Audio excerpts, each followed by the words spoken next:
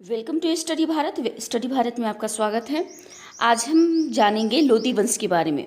आज हम देखने वाले हैं कि सैयद वंश के बाद जब लोदी वंश की स्थापना होती है दिल्ली सल्तनत पे, तो उसकी स्थापना के समय किस तरह के राजनीतिक अवस्था में रहते हैं दिल्ली सल्तनत।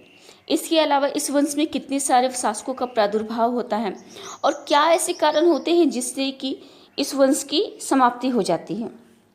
सबसे पहले तो लोदी वंश की स्थापना बहलोल लोदी के द्वारा की गई थी सन 1451 ईस्वी में, और यह वंश 1526 ईस्वी यानी कि पानीपत की जब लड़ाई हुई थी बाबर के साथ, उस समय तक यह वंश अस्तित्व में बना रहा था, सफलतापूर्वक अपना शासन करता रहा था।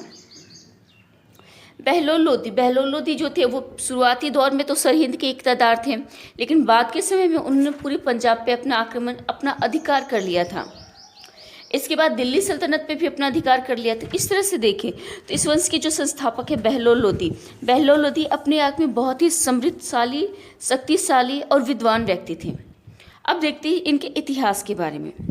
इसमें बताया जाता है कि तैमूर के आक्रमण के पश्चात दिल्ली में सैयद वंश के रूप में एक नया राजवंश उभरा। ठीक है, कई अफगान सरदारों ने पंजाब में अपनी स्थिति सुदृढ़ कर ली थी। इन सरदारों में सबसे महत्वपूर्ण बहलोल लोदी था। यहाँ पर बताया जा रहा है कि जब दिल्ली में सैयद वंश थे तभी उसी समय पंजाब में कुछ अफगानों का शासन हुआ करता था। उसने अपनी स्थिति को मजबूत कर लिया था और इसे सरहिंद के इक़्तिदार के रूप में भी जानते हैं। बहलोल लोदी जो कि खोखरों की बढ़ती हुई शक्ति को रोक सकते थे, उन्होंने रोका था। अफगानों के बारे में तो सभी लोग जानते कि इनकी जो ये जहाँ से आए हैं, इनका जो निवास स्थान था, इनका निवास स्थान कहाँ था? अफगान जो है वो पठान भी कहलाते हैं, और पठानों का निवास स्थान मुल्तान और पेशावर से लेकर सुलेमान पर्वत और गजनी तक का जो पर्वतीय प्रदेश हुआ है, वही है अफगानों का निवास स्थान। और वहाँ की अगर जलवायु की देखें तो वहाँ की जलवायु ऐसी है कि वहाँ के लोग उस जलवायु के कारण ही बहुत ही हट्टे कट्टे, लंबे और बलवान होते हैं। उनमें साहस भरपूर मात्रा में भरी होती है। उनके जो मनोवृत्ति होती है, सोचने की जो मनोवृत्ति होती है, वो सामरिक मनोवृत्ति की होती है। वो इतनी विषम स्थितियों में रह चुके होते हैं कि कोई भी और जलवायु में रहना उनके लिए बहुत ही आसान हो जाता है। तो इसी तरह से दिल्ली सल्तनत में जब फिरोज तुगलक की बात, फिरोज तुगलक के समय क्या हुआ था? फिरोज तुगलक जब शासनकाल में आए थे तो उस समय बहलोल लोदी के दादाजी, जिनका के नाम था मलिक बहराम ने क्या किया कि फिरोज तुगलक के शासनकाल में मुल्तान में आकर बस गए, और उस प्रांत में तत्कालीन सूबेदार थे मलिक मर्दान के यहाँ इन्होंने नौकरी कर ली थी। और मलिक बहराम के यहाँ नौकरी करने के बाद, मलिक बहराम ने जब नौकरी कर ली तो उसके 5 पुत्र थे, मलिक सुल्तान शाह और मलिक काका। उनके ये जो 2 पुत्र थे उन्हीं का नाम इतिहास में बहुत ज़्यादा प्रचलित है, बाकी के तीनों का नाम लुप्त हो चुका है। सुल्तान जो थे यानी कि सुल्तान बहलोल लोदी जो थे वो मलिक काका का बेटा था, जो कि जसरत खोखर को हराकर स्वतंत्र सरदार बनता है मुल्तान में। और अपने सैनिक गुणों के कारण ही तुगलक और सैयद वंश के समय इन लोगों की बहुत ज़्यादा उन्नति हो जाती है। और जब सैयद वंश का पतन होता है तो उस समय बहलोल लोदी को मौका मिलता है अपने आप को फिर से सिद्ध करने का।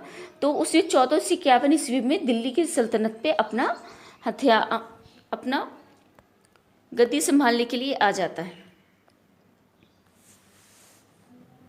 अब यहाँ देखें तो यहाँ बताया जा रहा है कि 15वीं शताब्दी के मध्य से ही गंगा घाटी के उत्तरी भागों और पंजाब पर लोदियों का अधिकार था। दिल्ली के शासक पहले तुर्क थे, लेकिन लोदी शासक अफगान थे। यद्यपि दिल्ली सल्तनत की फौज में अनेक अफगान थे, लेकिन अफगानी सरदारों को कभी भी महत्वपूर्ण पद नहीं दिया गया। यही कारण था कि बख्तियार खिलजी को अपने भाग्य का निर्माण बिहार और बंगाल में करना पड़ा। उत्तरी भारत में अफगानों के बढ़ते महत्व का अंदाजा मालवा में अफगान शासन के उदय से लग रहा था। दक्षिण में बहमनी सल्तनत में उसके पास महत्वपूर्ण पद थे।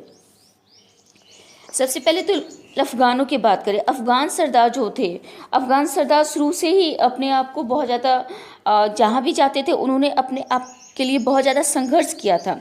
ऐसा संघर्ष किया था जो कि जिससे कि उनका लोहा बहुत सारे लोगों के द्वारा मनवाया गया था। लोधी शासक जब आए थे तो उनके पास सबसे पहले 3 तरह के संघर्ष थे। सबसे पहले तो लोधी वंश की देखें तो इनका शासनकाल होता है 75 वर्ष का। 75 वर्ष के शासनकाल में लोधी वंश के जो शासक रहते हैं वो 3 तरह के संघर्ष से जूझते हैं। त्रिमुखी संघर्ष के नाम से इसे जानते हैं।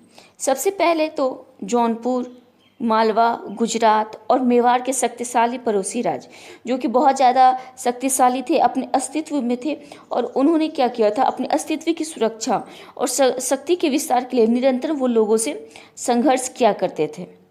दूसरे नंबर में आता है जो उनका दूसरा संघर्ष हुआ करता था, वो हुआ था वहाँ के जमींदारों और अमीरों से था। ये दोनों क्या करते थे, दुर्बल सुल्तान के समय क्या होते थे, हमेशा अर्धस्वतंत्र। अर्धस्वतंत्र का मतलब होता है स्वतंत्र शासक की तरह रिएक्ट करना, लेकिन समय पड़ने पर अपने सुल्तान का कभी कभी मदद कर देना, उसे अर्धस्वतंत्र कहते हैं। और तीसरा संघर्ष हुआ था इनका, लोधी सुल्तानों का तीसरा संघर्ष हुआ था अफगान सरदारों से। अफगान कौन थे, खुद लोधी भी अफगान ही थे, लेकिन उनका जिनसे संघर्ष हुआ यानी कि अपने ही लोगों के साथ उनका संघर्ष छिड़ा था। तो इसमें यहाँ देख रहे हैं कि यहाँ पे 3 शासक आते हैं। बहलोल लोधी जिनका शासनकाल है 1451 से 1489, सिकंदर शाह लोधी 1489 से 1517, और इब्राहिम लोधी जिसका कि शासनकाल रहता है 1517 से 1526 ईस्वी तक का। इब्राहिम लोधी 1526 ईस्वी में पानीपत की पहली लड़ाई में बाबर के हाथों मारा जाता है और उसी के साथ ही लोधी वंश की समाप्ति हो जाती है। ये तो अंतिम सरदार था इब्राहिम लोधी, लेकिन अब हम जानेंगे बहलोल लोधी। लोधी हैं जिसके बारे में बताया जाता है कि वह दिल्ली का पहला अफगान सुल्तान था जिसने लोधी वंश की शुरुआत की। बहलोल लोधी के सुल्तान बनने के समय दिल्ली सल्तनत नाम मात्र की थी, क्योंकि सैयद वंश के समय में हमने देखा कि किस तरह से राज्य सिमट कर दिल्ली के आसपास के क्षेत्रों में ही सिमट जाता है। बहलोल अपने आप में सूरवीर, युद्धप्रिय और महत्वाकांक्षी व्यक्ति था। उसने अधिकांश शक्ति सरकी शासकों से लड़ने में ही लगी रही। सरकी शासकों का अपना एक अलग इतिहास है।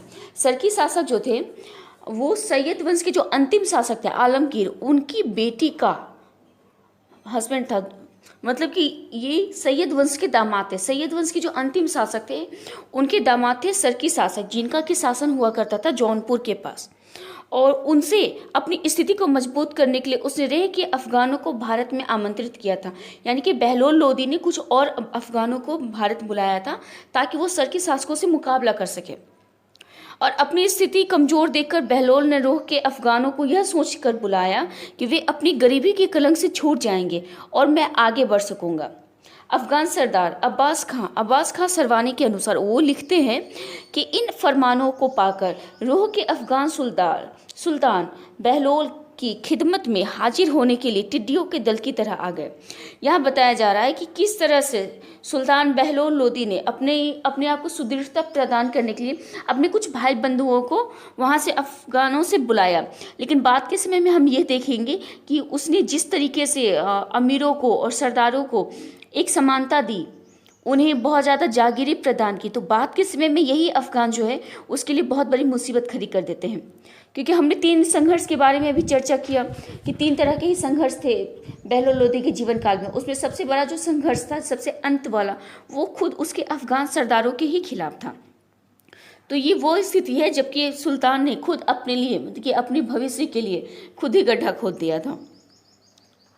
यहाँ बताया जाता है कि अफगानों के आगमन से बहलोल न केवल सरकियों को हराने में सफल हुआ, बल्कि भारत में मुस्लिम समाज की संरचना में भी अंतर लाया।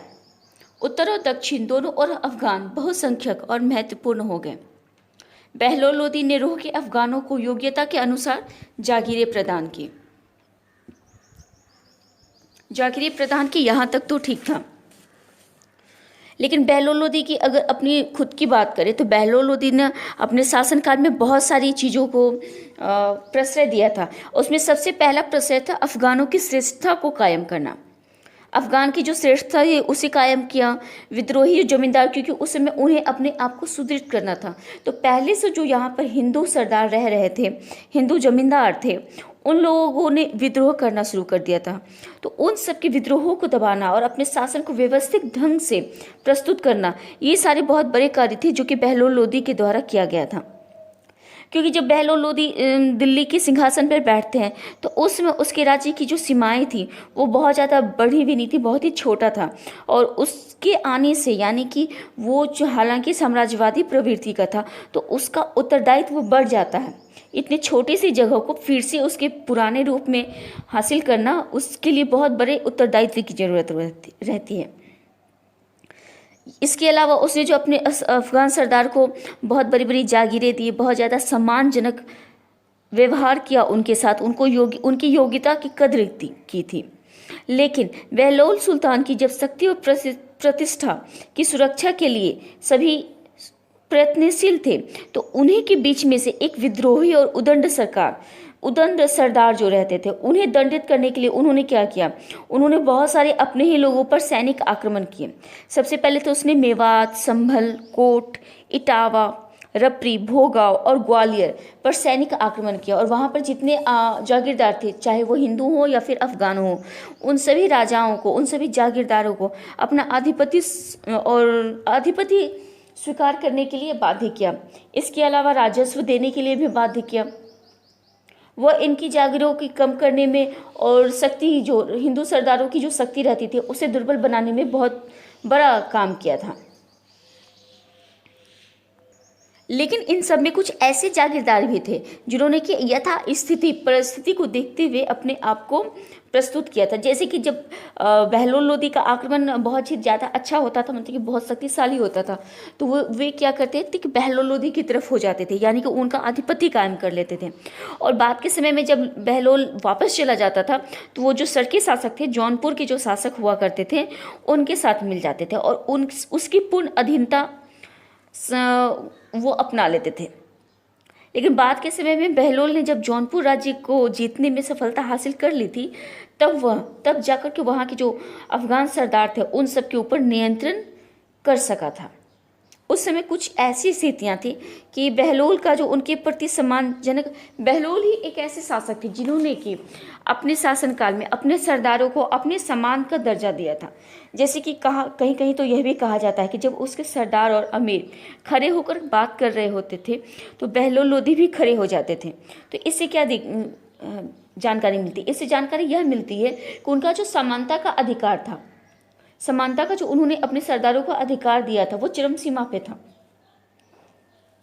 इसके अलावा बहलोल संपूर्ण प्रभुत्व संपन्न सुल्तान के आदर्श का जो आदर्श होता है उसको पालन नहीं किया, क्योंकि सुल्तान और सरदार का संबंध होता है ऊंचे और नीचे दर्जे का। और बहलोल ने क्या किया, उन्होंने सबको समान कर दिया था। इससे उनकी स्थिति थोड़ी सी गिर भी गई थी। उनकी जो दुर्बल, इस बात के समय में लोधी वंश की जो दुर्बलता होती है उसका सबसे बड़ा कारण ये रहता है क्योंकि उन्होंने क्या किया, सुल्तान और जो उसके अधिकारी और सरदार होते थे उनके बीच की जो स्थिति रहती है उन सबको मिटा दिया। लेकिन इसके बाद भी बहलोल अफगान सरदार का सुल्तान बने ही रहते हैं और उनकी जो स्वतंत्र प्रवृत्ति रहती है, स्वतंत्र प्रवृत्ति को अपने अधिकार में रखे रहते हैं। इसमें संदेह नहीं किया जा सकता कि उन्होंने अपना शासन बहुत ही अच्छे से चलाया था। अब यह बताया जाता है उनके बारे में कि जब उन्होंने जौनपुर, मेवाड़, संभल तथा रेवाड़ी पर अपनी सत्ता फिर से स्थापित की और दोआब के जो सरदार थे उनका दमन किया था। सबसे पहले ग्वालियर पे कब्जा किया था, इसकी चर्चा हो गई है। इस प्रकार उसने दिल्ली सल्तनत का पुराना दरबार एक बार फिर से कायम किया। वह गरीबों से हमदर्दी रखता था और विद्वानों का आश्रयदाता था। दरबार में शालीनता, शिष्टाचार का पालन पर जोर देकर अमीरों को अनुशासन में बांधकर उसने सुल्तान की प्रतिष्ठा को बहुत ऊपर उठा दिया था। उसने दोआब के विद्रोही हिंदुओं का कठोरतापूर्वक दमन किया। बंगाल के सूबेदार तुगरिल खां को हराकर मार डाला और उसके समर्थकों को बंगाल की राजधानी लखनऊ के मुख्य बाजार में फांसी पर लटकवा दिया था।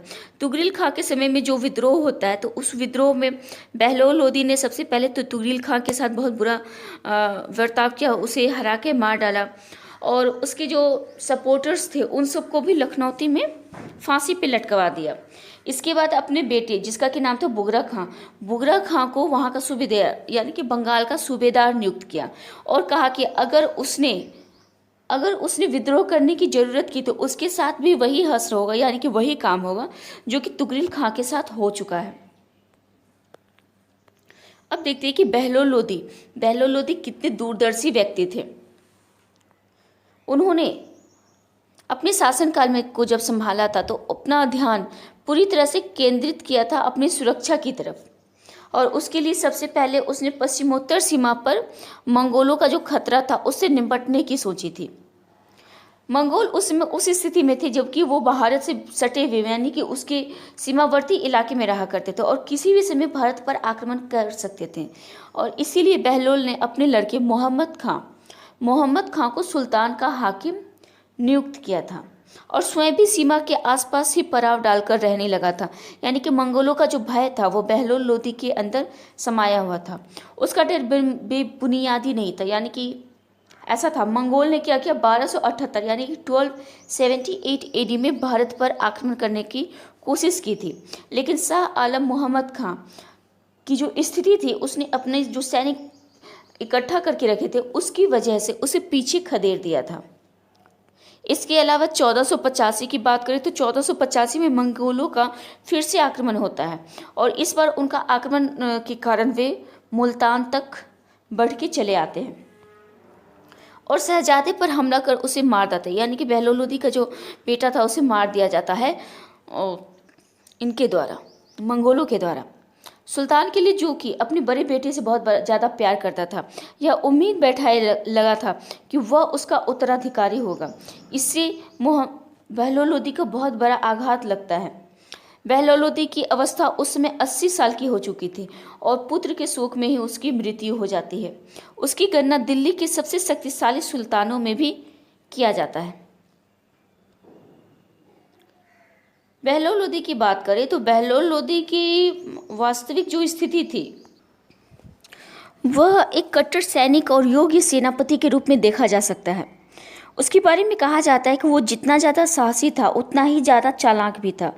किसी भी युद्ध को, किसी भी आक्रमण को जीतने के लिए वह सिर्फ एक सैनिक प्रतिभा पर ही बल नहीं देता था, बल्कि इसके अलावा जिस तरह का भी रास्ता अपनाना चाहिए, कोई भी साधन अपनाना चाहिए, वो उन सब पे बल देता था।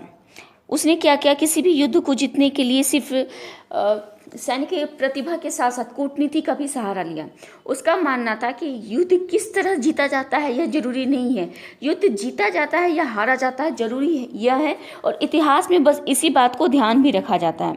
जैसा कि अगर वजीर हमीद खां की बात करें, वजीर हमीद खां वही हमीद खां हैं जो कि सैयद वंश के सबसे अंतिम शासक के वजीर के रूप में थे, और जब वे अपने शासक की तरफ से रुष्ट हो जाते हैं तभी उन्होंने बहलोल लोदी को आमंत्रित किया था दिल्ली पर आक्रमण करने के लिए।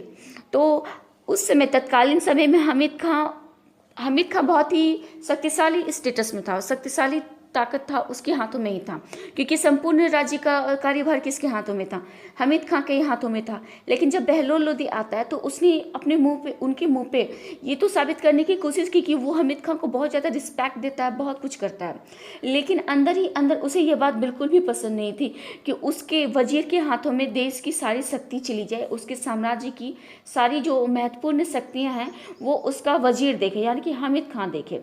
तो इसके लिए उसने क्या किया, एक दिन उसने धोखे से अपने सैनिकों को, जब हमीद खां भोजन कर रहा था तो अपने बेटे जो कि सेनापति के रूप में था और कुछ सैनिक, उन लोगों से हमीद खां को घिरवा लिया और उसे बंदी बना लिया। बंदी बना के कारागृह में डाल देता है और कारागृह में उसके साथ भी नरमी बरतता है। कहता है, खुद बहलोल लोदी जाते हैं कारागृह में और हमीद खां को बोलते हैं कि अब आप बहुत ज़्यादा बूढ़े हो गए हैं, वक्त आ गया है कि अब कुछ दिन आप विश्राम करें। ये सिर्फ कहने की बातें थी, इतना तो कह दिया गया, लेकिन बाद के समय में हमीद खां को मार डाला जाता है। तो वो हम लोग देखते हैं कि बहलोल लोदी जो कि प्रतिभावान तो थे ही, लेकिन उसने कूटनीति का भी सहारा लिया। उसने अपने हर पहलू को देखा कि किस तरह से वो अपने आप को सुदृढ़ बना सकता है। सुदृढ़ता के लिए उसने शायद अफगानों को भी बुलाया था।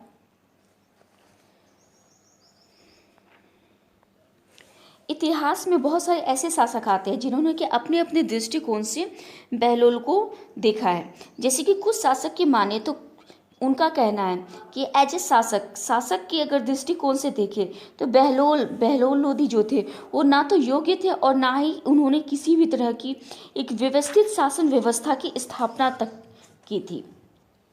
और बाद के समय में उन्हें इस तरह की व्यवस्था को स्थायित्व देने के लिए बहुत ज़्यादा समय भी नहीं मिला था। उनके समय की सबसे बड़ी खास बात यह है कि उन्होंने बहलोल सिक्का चलाया था। उनके समय का जो ये बहलोल सिक्का चलाया जाता है वो सिक्का अकबर के समय तक, अकबर के पहले तक उत्तर भारत में यूज किया जाता रहा है, विनिमय का मुख्य साधन बना रहा है। लेकिन शासक की दृष्टि से बहलोल लोधी को न्यायप्रिय और उदार शासक माना जाता है। उसने अपनी प्रजा के प्रति बहुत ज़्यादा कठोरता भी नहीं अपनाई और उसके कष्टों को दूर करने के लिए बहुत ज़्यादा काम भी किए। व्यक्ति की दृष्टि से अगर पर्सनल तरीके से देखें तो बहलोल लोधी जो है वो धार्मिक, उदार, साहसी, ईमानदार, परिश्रमी और दयावान व्यक्ति थे। कहीं तो यह देखने को भी मिलता है कि उनके बारे में यह कहा गया है कि उसके दरवाजे से कोई भी निर्धन व्यक्ति खाली हाथ वापस नहीं लौटता था और वह सभी से मित्रवत और सहृदयता यानी कि बराबरी से ही बात किया करता था। यहाँ पर बताया जा रहा है कि उसकी सहृदयता के बारे में बताते हैं। बहलोल अपने सरदारों को मसनद ए अली कहकर पुकारता था और उसका जो राजत्व का सिद्धांत था समानता पर आधारित था। वह अफगान सरदारों को अपने समकक्ष मानता था और अपने सरदार मतलब कि जब उसके सरदार खड़े रहते थे, इसकी जानकारी पहले दी जा चुकी है कि जब उसके सरदार खड़े रहते थे तो वो खुद भी खड़ा हो जाता था।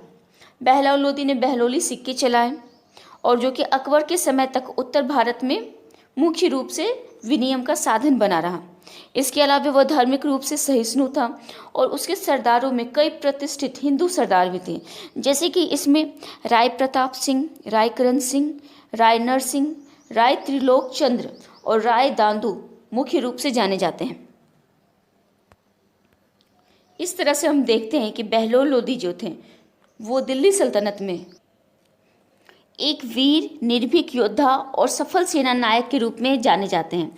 उनका जो शासनकाल था 38 वर्ष का शासनकाल, उसमें निरंतर विद्रोहों का दमन और युद्धों की जो व्यस्तता थी उसके कारण उसने बहुत सारे प्रशासनिक सुधार करने का मौका नहीं मिल पाता है। हालांकि उसने अपने बहुत सारे ऐसे प्रयास किए थे जिसके के कारण कि उसके राज्य में विद्रोहों का दमन भी हुआ, शांति और सुव्यवस्था भी स्थापित की गई, लेकिन कुछ ही अंशों में राज्य का विस्तार किया गया। डॉक्टर आशीर्वाद लाल की बात करें तो उन्होंने कहा है, बहलोल लोधी के बारे में कहा है कि बहलोल को दो ही तरह की सफलताएं मिली थी। सबसे पहले तो उसकी जो सफलता थी वो दिल्ली सल्तनत की प्रतिष्ठा और साख जो परिवर्तित तुगलक और सैयद सुल्तानों के समय में बहुत नीचे गिरा जा चुका था, उसका पुनरुत्थान किया गया। और दूसरा था जौनपुर राज्य का विजय कर उसे दिल्ली सल्तनत में मिलाना। इसके अलावा व्यक्तिगत रूप से देखें तो व्यक्तिगत रूप से भी बहलोल लोधी बहुत ज़्यादा उदार थे। जौनपुर के जो शासक थे, जौनपुर के शासक के साथ उनका बहुत ज़्यादा जो युद्ध हुआ करता था। उनके जो शासक थे हुसैन खां ने उनसे 2-3 बार उसकी हुसैन खां के साथ साथ उसके पिता, इन दोनों ने बहलोल लोधी के ऊपर आक्रमण किया था और दोनों को ही हार का सामना करना पड़ा था। दोनों के ही समय में क्या हुआ था, बहलोल लोधी का स्थायित्व आधिपत्य कायम हो जाता है उनके दुर्गों पर, और इन दोनों शासकों के समय की जो उनकी रानियां रहती है और उसके राज दरबार में जो औरतें रहती हैं वे सभी बहलोल लोधी के अधिकार में आ जाती हैं। लेकिन बहलोल लोधी ने उनके साथ किसी भी तरह की बदतमीजी नहीं की, बल्कि शिष्टता का व्यवहार किया। उसकी बेगम को और राजघराने की जितनी भी औरतें थी उन सबके साथ शिष्टता का व्यवहार करते हुए वापस उसके राजा के पास भेज देता है। तो यहाँ पर यह देखने को मिलता है कि व्यक्तिगत रूप से वो कितना ज़्यादा सहिष्णु व्यक्ति था। वह हमेशा ही युद्ध में लगा रहा और युद्ध में लगे रहने के कारण उसने शासन प्रबंध की ओर बहुत ज़्यादा ध्यान नहीं दिया। उसने अफ़गान सरदार, अफ़गान अमीर जो थे उसके साथ समानता का व्यवहार किया। तारीख़ दाऊदी की जो रचयिता हैं उन्होंने उसमें कहा है कि कभी कभी वह अपने अमीरों से क्षमा याचना करता हुआ कहता था, अगर तुम मुझको इस पद के अयोग्य समझते हो और तो कोई और पद दे दो। यानी कि वो अपने सरदारों की मन्नत के अनुसार, यानी कि उनकी जो चाहत थी उसके अनुसार ही शासन करना चाहता था। उसके समय में उससे प्रजा भी बहुत ज़्यादा सुखी रहती थी, उससे खुश रहा करती थी। लेकिन बहलोल की बात करें तो बहलोल को अत्यंत ही सफल और महान शासक के रूप में गिना नहीं जाता है। इतिहास में इसे बहुत ज़्यादा सफल और महान शासक नहीं कहा जाता है, बल्कि एक सफल शासक के रूप में दिल्ली के सुल्तानों में उसका आदर किया जाता है। तो इस तरह से यहाँ पर दिखाया जा रहा है कि बहलोल लोदी ने किस तरह से अपने आप को सुदृढ़ किया, नए राजवंश की स्थापना की। उसके बाद का समय आता है सिकंदर लोदी का, उसका बेटा सिकंदर लोदी का। तो इसकी चर्चा हम नेक्स्ट वीडियो में करेंगे।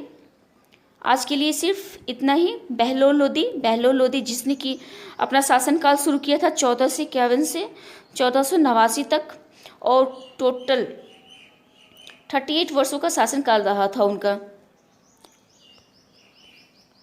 इसमें हमने हर तरह की चर्चाएं कर ली, किस तरह की उसकी प्रशासनिक सोच थी और किस तरह की युद्ध नीति को उसने अपनाया था। सबसे पहले तो सिकंदर लोदी, जिसके कि बचपन का नाम था निजाम खां, उसने 17 जुलाई 1489 ईस्वी को सुल्तान सिकंदर शाह की उपाधि ली और इसके साथ ही वह गद्दी संभालता है। धार्मिक दृष्टि से बात करें तो सिकंदर लोदी बहुत ही असहिष्णु प्रवृत्ति का व्यक्ति था और उसने 21 नवंबर 1517 ईस्वी तक शासन किया था। इस समय उसकी मृत्यु हो जाती है और कहा जाता है कि उसे गले में एक बीमारी हो गई थी, जिसके के कारण 21 नवंबर 1517 ईस्वी को उसकी मृत्यु हो जाती है। सिंहासन पर बैठते ही सबसे पहले तो उसके सामने बहुत सारी समस्याएं आई, उसे बहुत सारी विरोधियों का सामना करना पड़ा। उसके पर्सनल लाइफ की बात करें तो सिकंदर लोदी बहलोल लोदी का तीसरा बेटा था। और बात के समय के बारे में बात करें तो बात के समय में कहा जाता है कि वो उन सारे बच्चों में, जो बहलोल लोदी के जितने बच्चे थे, उनमें सबसे ज़्यादा काबिल पुत्र साबित हुआ। हालांकि उसकी जो माता थी वो एक हिंदू माता थी और उनका नाम था बीबी। वो सुनार जाति से बिलोंग करती थी। इस कारण सिकंदर लोदी को बहुत सारी कठिनाइयों का भी सामना करना पड़ा था। सबसे पहले तो जब उसने अपने आप को एज ए सुल्तान वहाँ स्थापित किया था तो उसने अपने लिए कुछ उद्देश्य निर्धारित किए थे। अपने लिए उद्देश्य इसलिए निर्धारित किए थे क्योंकि उसकी जो पर्सनल महत्वाकांक्षाएं थी, जो उसकी अपनी महत्वाकांक्षाएं थी, वो उनको ज़्यादा प्रश्रय देता था, लोगों की भावनाओं की थोड़ा कम कद्र करता था और इसी कारण उसे धार्मिक रूप से सहिष्णु व्यक्ति के रूप में नहीं जाना जाता है। उसने अपने राज्य की जो स्थापना की थी वो धर्म प्रधान राज्य की स्थापना की थी। इसके अलावा उसने निरंकुश और स्वेच्छाचारी शासन का भी समर्थन किया था। कहा जाता है कि उसके समय में कुछ हिंदुओं को बलात् तरीके से इस्लाम धर्म कबूलने पर विवश किया गया था। यहाँ बताया जा रहा है कि सिंहासन पर बैठने के उपरांत सुल्तान ने सर्वप्रथम अपने विरोधियों में चाचा आलम खां, ईसा खां, आजम हुमायूं और जालरा के सरदार तातार खां को परास्त किया था। सबसे पहले तो बता दें कि सिकंदर लोदी ने किस तरह से किन किन समस्याओं का सामना किया था। सबसे पहले तो उसके सामने जो सबसे बड़ा समस्या था उसके बड़े भाई के रूप में था। उसके बड़े भाई जो कि बरबक शाह थे। बरबक शाह का अपना एक स्वतंत्र नहीं, सुल्तान के अधीन एक छोटे से प्लेस पे उनका शासन हो रहा था और उसका साथ देने वाले में से थे हुसैन शाह सरकी। हुसैन शाह सरकी वह इंसान था जो कि अपना राज्य कायम करना चाहता था, सरकी राजवंश की स्थापना करना चाहता था दिल्ली राजवंश में। और इसीलिए जब उसने देखा कि सिकंदर लोदी बहुत ही ज़्यादा शक्तिशाली है, वहाँ उसकी दाल नहीं गलने वाली है, तो उसने क्या किया कि सिकंदर लोदी के बड़े भाई जिसका कि नाम था बरबक शाह, उसके पास चला गया और वहाँ पर गुटबंदी कर अमीरों के साथ षड्यंत्र रच बरबक शाह को अपने तरफ मिला लिया और उसे उकसाया ताकि वो विद्रोह कर सके सिकंदर लोदी यानी कि अपने भाई के खिलाफ ही। सिकंदर लोदी ने क्या किया, जब सुल्तान बना तो उसने अपना एक राजदूत भेजा था अपने भाई के पास, बरबक शाह के पास, और इस बारे में सिकंदर लोदी की यह चाहत थी, उसकी मंशा जो थी, वो नहीं चाहता था कि साम्राज्य का विभाजन हो, और इसी कारण उसने अपने दूत को भेजा बर्बक शाह के पास और यह कहलवाया कि बर्बक शाह उसकी अधीनता स्वीकार कर ले ताकि वे सभी एक साथ एक ही साम्राज्य के अंदर मिलजुल के रह सके।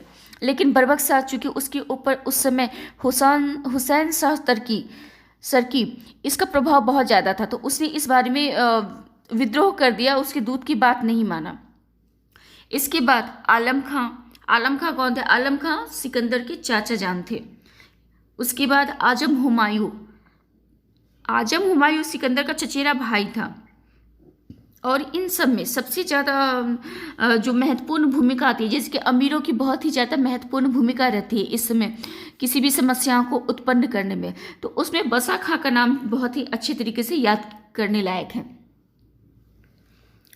आगे यहाँ बताया जा रहा है कि जौनपुर के बाद सुल्तान सिकंदर लोदी ने 1494 ईस्वी में बनारस के समीप हुए एक युद्ध में हुसैन शाह सरकी को परास्त किया। जौनपुर जो कि बर्बक शाह के अधीन में था, जब बहलोल लोदी का शासनकाल था, तो तभी उसने अपने बेटे बर्बक शाह को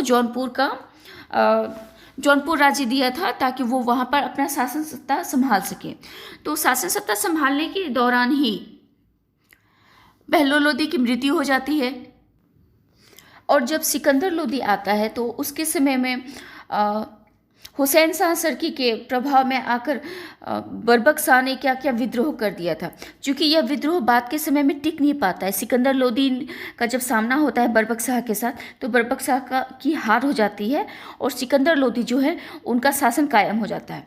लेकिन फिर बाद में क्या हुआ, बहुत ज़्यादा उदार रूप दिखाया है यहाँ पर सिकंदर लोदी ने अपना उदार रूप दिखाते हुए क्या किया, बर्बक शाह जो कि उसका बड़ा भाई था और पराजित हो चुका था, उसको उसने किसी भी तरह का दंड भी नहीं दिया और ना ही उसकी हत्या की, बल्कि उसने क्या किया, जौनपुर राज्य को लौटा दिया बर्बक को। बर्बक अपने व्यक्तिगत रूप में एक अयोग्य शासक सिद्ध होता है और उसी की दुर्बलता का लाभ उठाता है जौनपुर के अमीर और उसके जो सरकी शासक, सरकी हुसैन खां जो रहते हैं, हुसैन शाह सरकी, ये सभी लोग अयोग्य शासक का बहुत ज़्यादा फायदा उठाते हैं। बाद में हुसैन शाह की महत्वाकांक्षा इतनी ज़्यादा बढ़ जाती है कि वह जौनपुर के साथ साथ दिल्ली पर भी अपना अधिकार करना चाहता है और इस कार्य की पूर्ति के लिए, इस काम को करने के लिए उसने क्या किया, एक बहुत बड़ी सेना का संगठन किया, संगठित और शक्तिशाली सेना का गठन किया और उन सबको लेके वे आगे की तरफ बढ़ा। आगे जब बढ़ता है तो वाराणसी के पास सिकंदर लोदी और हुसैन शाह के बीच में मुठभेड़ होती है। एक छोटा सा युद्ध होता है और इस युद्ध में हुसैन शाह की पराजय हो जाती है, उसकी हार हो जाती है। और जब वो देखता है कि उसकी हार हो जाती है और कहीं सिकंदर लोदी उसकी हत्या ना कर दे, तो इस बात से भयभीत होकर वह लखनौती की ओर भागता है। और बाद के समय में उसके जीवन के जितने पल बचते हैं, जितने दिन भी वो जीता है, वो लखनौती में ही व्यतीत करता रहता है। इसके बाद बात आती है बिहार की विजय। जौनपुर को जब दिल्ली सल्तनत में सिकंदर लोदी के द्वारा मिला लिया गया, तो उसके समय से ही बिहार का जो प्रांत है उसके साथ संघर्ष हुआ, क्योंकि बिहार का ऐसा प्रांत था जहाँ पे कि जौनपुर का जो भूतपूर्व वजीर था हुसैन शाह के कुछ अधिकारी, कुछ जमींदार ऐसे थे जो कि हुसैन शाह को बहुत ज़्यादा सपोर्ट करते थे। वे सभी लोग कहाँ रहते थे? बिहार में रहते थे। और जब तक इन लोगों का पूरी तरह से दमन नहीं कर दिया जाता, सिकंदर इस बात के कारण चैन से सो नहीं सकता था, क्योंकि वह जानता था कि जब भी मौका मिलेगा तो ये सारे जमींदार, हुसैन शाह, ये सभी लोग मिलकर सिकंदर के खिलाफ एक बहुत बड़ी समस्या उत्पन्न कर सकते थे। तो उसने क्या किया, उसने इलाहाबाद के निकट फाफा मऊ एक प्लेस का नाम है, फाफा मऊ के मिल राजा जो कि विद्रोही जमींदारों के नेता थे, ये सारे विद्रोही नेता जो थे उन सब का जो नेतृत्व करने वाला था वो मिल के राजा थे। उन्होंने क्या किया, 1494 ईस्वी में सिकंदर लोदी ने उस पर आक्रमण कर दिया था। क्योंकि इस आक्रमण में सुल्तान को भी बहुत बड़ी क्षति उठानी पड़ी थी, बहुत ही ज़्यादा समस्याएं झेलनी पड़ी थी, लेकिन बाद के समय में सुल्तान की ही विजय होती है, वो जीत जाता है। इसके बाद इन दोनों की जो सेनाएं हैं, जैसे कि ये जो विद्रोही नेता मिल राजा है उनकी सेनाएं और हुसैन शाह इनकी सेनाएं और इसके साथ साथ बिहार में जो जमींदार रह रहे थे इन सब की सेनाएं। इसमें एक और नाम आगे जुड़ता है, उसका नाम था भीलराज। भीलराज ने क्या किया, हुसैन शाह को फिर से आमंत्रित किया ताकि वो उसके साथ सैन्य युद्ध जो हो रहा है उसमें भाग ले। सभी लोग एक तरफ इकट्ठा हो गए और दूसरी तरफ सुल्तान अकेले थे। सिकंदर लोदी वो अकेले ही सामना कर रहे थे, इसलिए उन्हें बहुत ज़्यादा क्षति उठानी पड़ी थी। लेकिन उनकी जो शक्तिशाली सेना थी वो उसने क्या किया, इन सारे जो संगठित सेनाएं थी इन सबको पराजित कर दिया। और इस सब को पराजित करके सुल्तान जब वापस आ रहा था तो रास्ते में क्या, जब हुसैन शाह वापस से लखनौती भाग रहा था तो सुल्तान की सेना ने उसका पीछा किया था। और इसी भागम भाग के दौर में क्या हुआ कि उसका ध्यान गया बिहार की तरफ, यानी कि सिकंदर लोदी जो थे उनका ध्यान गया बिहार की तरफ और हुसैन शाह का पीछा करते करते वे बिहार तक आ गए तो उसे जीत लिया गया। बिहार में उस दिनों उसने कहा जाता है कि सिकंदर लोदी जो है उन्होंने बिहार को थोड़ा पसंद किया था और वहाँ पर कुछ दिनों तक अपना शासन काम करने के लिए वहाँ पे कुछ दिन रुके थे। वो बिहार में जब उनका शासन कायम हो गया था तो उसने तिरहुत के जो राजा थे उसके साथ भी युद्ध किया था, तिरहुत के राजा को परास्त किया था और उसके जो राजा थे उसने सुल्तान की अधीनता स्वीकार कर ली थी।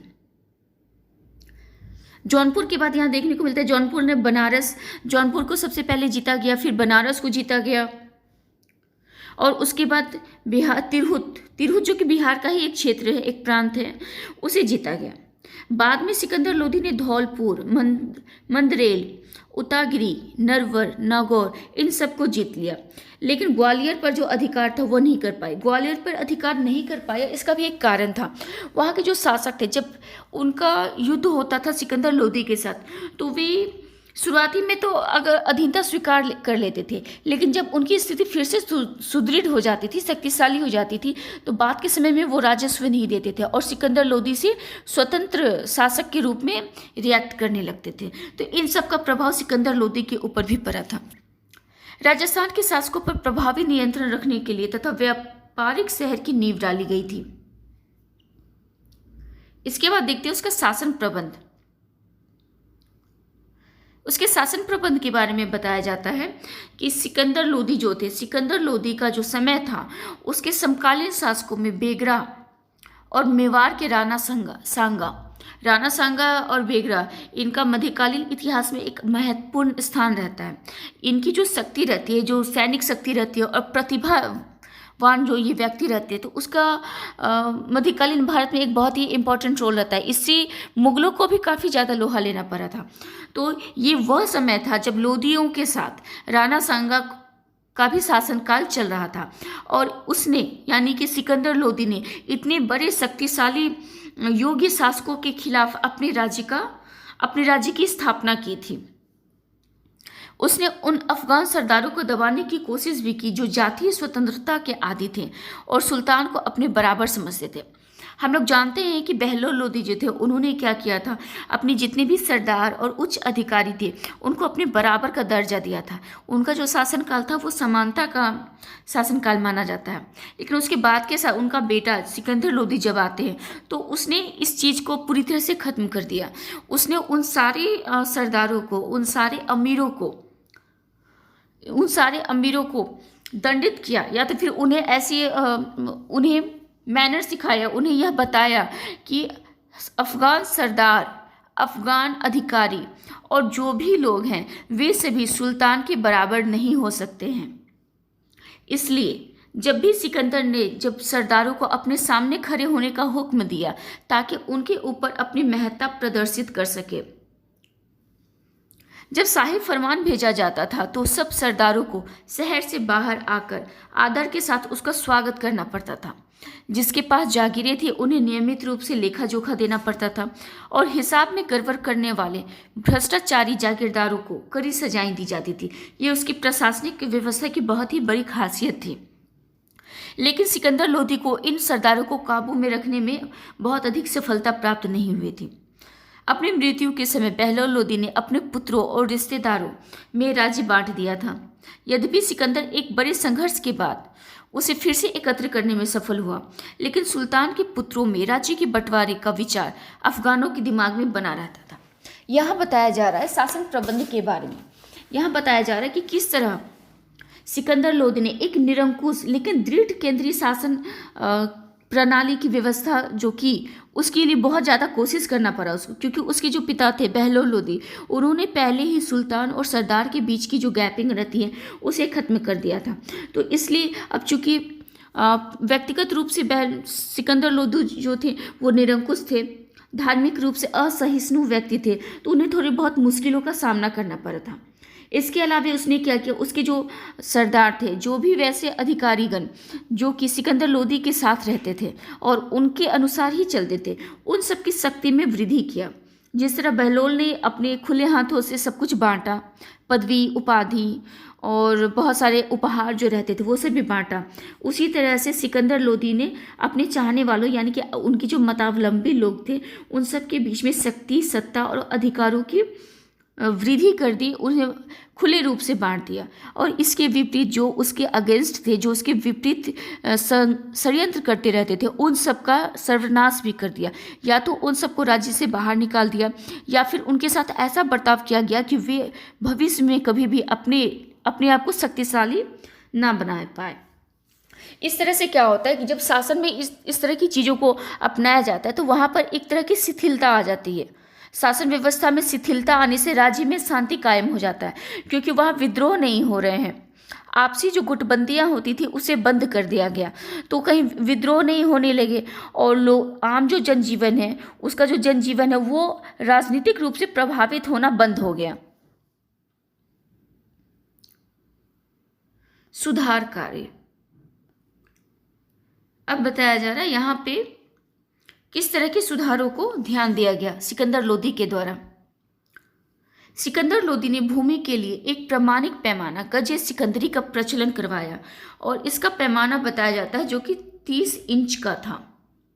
उसने अनाज पर से चुंगी हटा दी और व्यापारिक कर हटा दिए, जिसमें अनाज, कपड़ा, आवश्यकता की अन्य वस्तुएं सस्ती हो गई। सिकंदर लोदी ने खादान पर से जकात कर हटा लिया। भूमि में गड़े हुए खजाने से कोई हिस्सा नहीं लिया। ये बहुत ही बड़ी बात थी, क्योंकि मध्यकालीन भारत में जितने भी शासक आते हैं, जो भी खजाना भूमि में गड़ा रहता है उसे राजस्व के रूप में समझा जाता है, यानी कि राजा की जो संपत्ति रहती है उस रूप में देखा जाता था। लेकिन सिकंदर लोदी ने इसके ऊपर कोई भी अपना हिस्सा नहीं लिया, बल्कि उसे स्वतंत्र छोड़ दिया। अपने व्यक्तित्व की सुंदरता बनाए रखने के लिए वह दाढ़ी नहीं रखता था। सिकंदर लोदी ने अफगान सरदारों से समानता की नीति का परित्याग करके श्रेष्ठता की नीति के अनुसरण के लिए बाध्य किया था। इसके अलावा सल्तनत काल में वह एकमात्र ऐसा सुल्तान हुआ जिसमें खुम्स में से कोई हिस्सा नहीं लिया। उसने निर्धनों के लिए मुफ्त भोजन की व्यवस्था करवाई और इसके अलावा आंतरिक व्यापार कर को समाप्त कर दिया तथा गुप्तचर विभाग का पुनर्गठन किया। ठीक है, सुधार की दृष्टि से देखें तो सिकंदर साहब बहुत ही ज़्यादा परिश्रमी शासक के रूप में माना जाता है।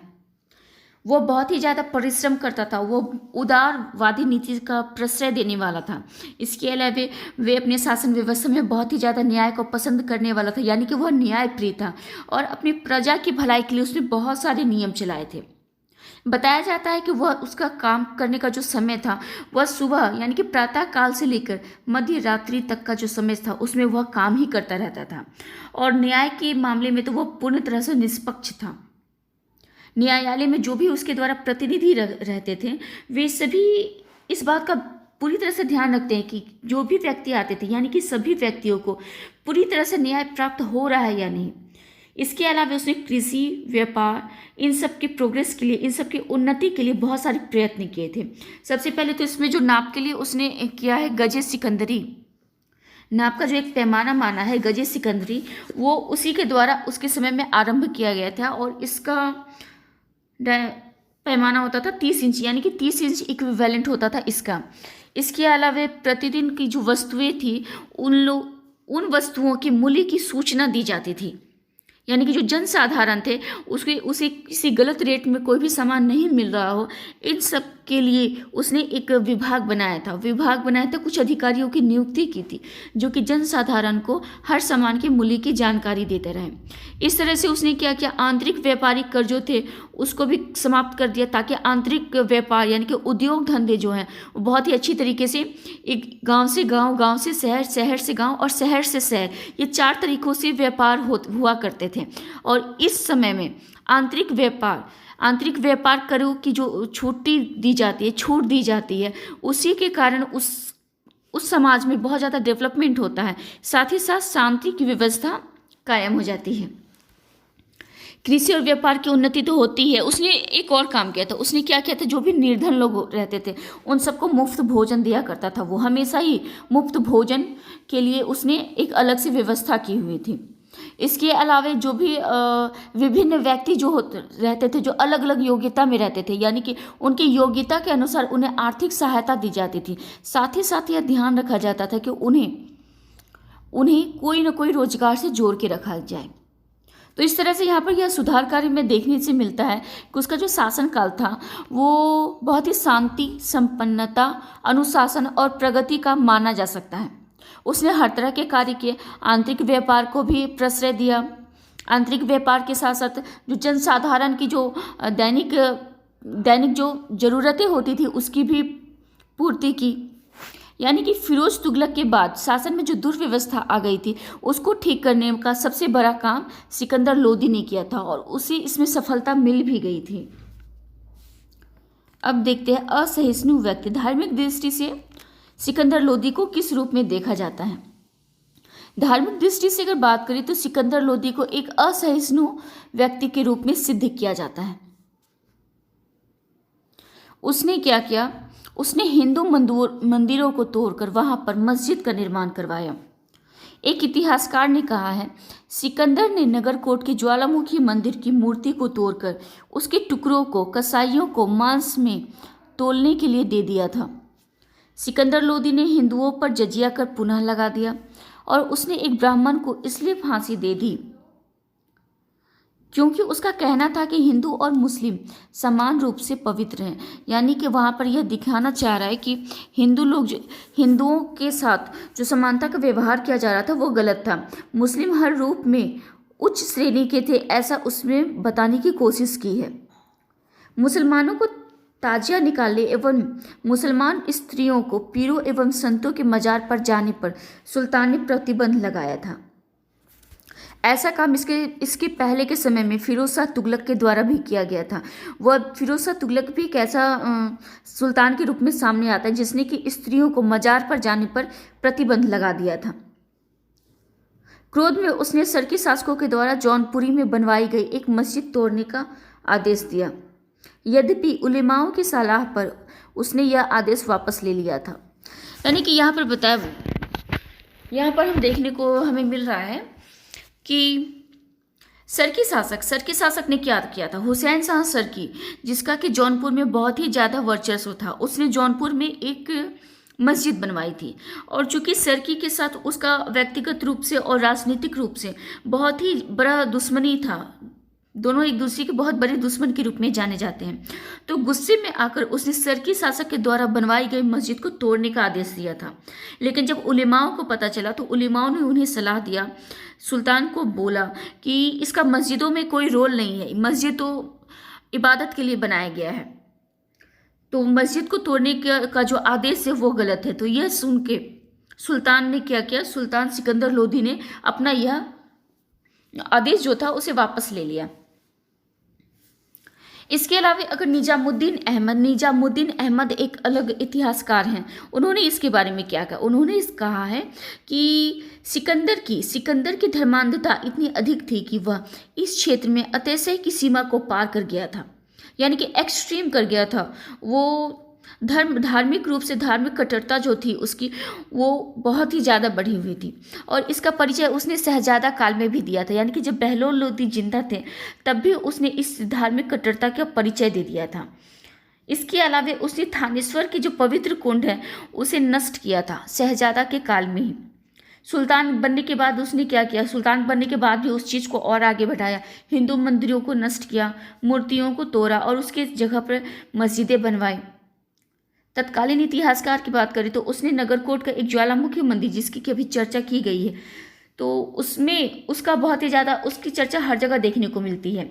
सभी इतिहासकार यह मानते हैं कि ज्वालामुखी मंदिर की जो मूर्ति है उसे तोड़कर उसके साथ बहुत ही गलत व्यवहार किया गया था। उसने मथुरा, मंदैल, नरवर, चंदेरी, इन सभी स्थान पे जो भी मंदिर मिले और जो भी मूर्तियाँ थी उसके अंदर, उन सबको नष्ट किया। मथुरा के जो हिंदू लोग होते थे उन्हें जबरदस्ती मुसलमान बनाने के लिए बाधित किया। इसके अलावा वह बहुतों हिंदुओं को प्रोत्साहन भी देता था कि वे मुस्लिम बन जाए, इस्लाम धर्म को कबूल कर ले। इसके बाद देखते हैं उनकी मृत्यु कैसे होती है। जीवन के अंतिम समय में सिकंदर शाह के गले में बीमारी होने से 21 नवंबर 1517 को उसकी मृत्यु हो जाती है। आधुनिक इतिहासकार जो रहते हैं वो सिकंदर लोदी को लोदी वंश का सबसे सफल शासक मानते हैं। सिकंदर लोदी कहता है कि यदि मैं अपने एक गुलाम को भी पालकी में बैठा दूं तो मेरे आदेश पर मेरे सभी सरदार उसे अपने कंधों पर उठाकर ले जाएंगे। ऐसी भयानक स्थिति थी, यानी कि सरदारों में सिकंदर लोदी को लेके बहुत ही ज़्यादा, इसे रिस्पेक्ट तो नहीं कहेंगे लेकिन उसके लिए बहुत ही ज़्यादा भयावह स्थिति थी। सिकंदर लोदी प्रथम सुल्तान था जिसने आगरा को अपनी राजधानी बनाई थी। ये काफ़ी इंपॉर्टेंट क्वेश्चन है। उसने आगरा को अपनी राजधानी बनाई थी और निष्पक्ष न्याय के लिए मियाँ भुआ को नियुक्त किया था। सुल्तान शहनाई सुनने का शौकीन था, यानी कि उसे म्यूजिक में भी बहुत ही ज़्यादा इंटरेस्ट था।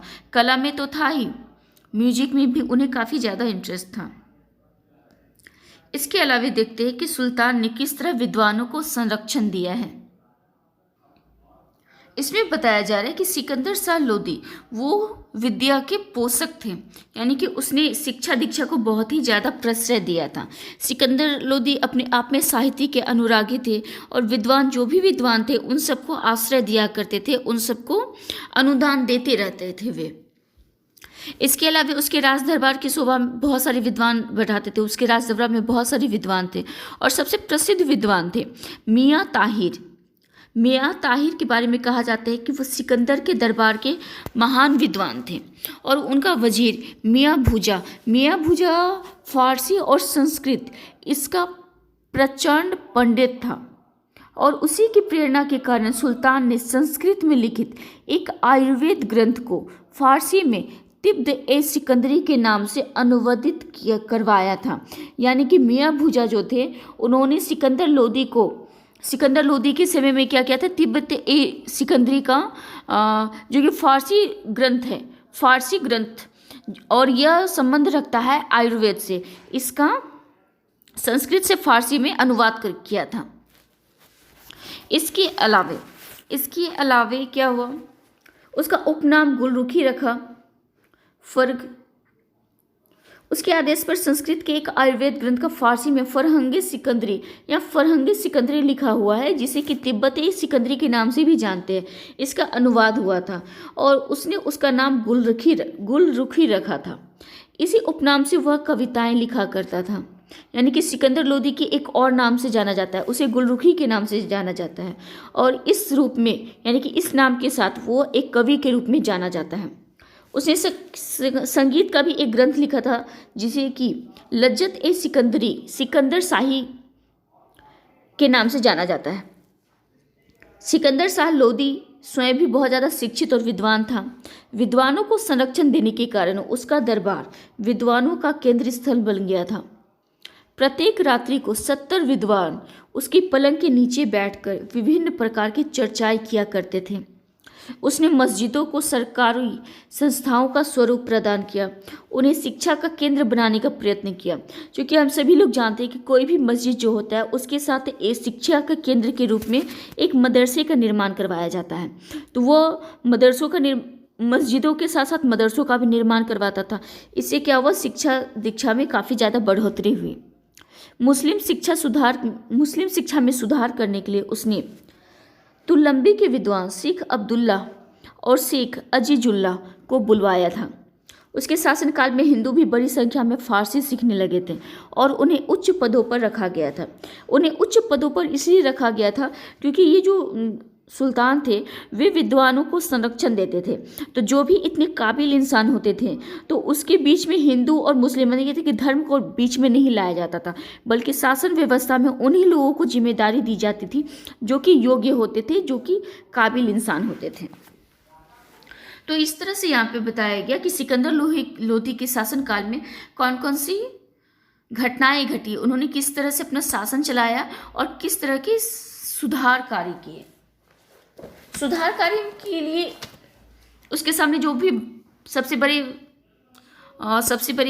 बड़े चैलेंज के रूप में आते हैं उसकी चर्चा तो हमने किया।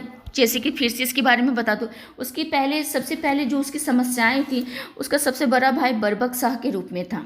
बरबक शाह के बाद नंबर आता है उनके चाचा का, जो कि जिनका की नाम था आलम खां। आलम खां कहाँ के शासक थे? आलम खां चंदावर और रोपरी के शासक थे, और रोपरी ही वो जगह है जहाँ की सिकंदर लोदी का आलम खां के साथ युद्ध हुआ था, और इस युद्ध में आलम खां की हार हो जाती है, वो पराजित हो जाते हैं।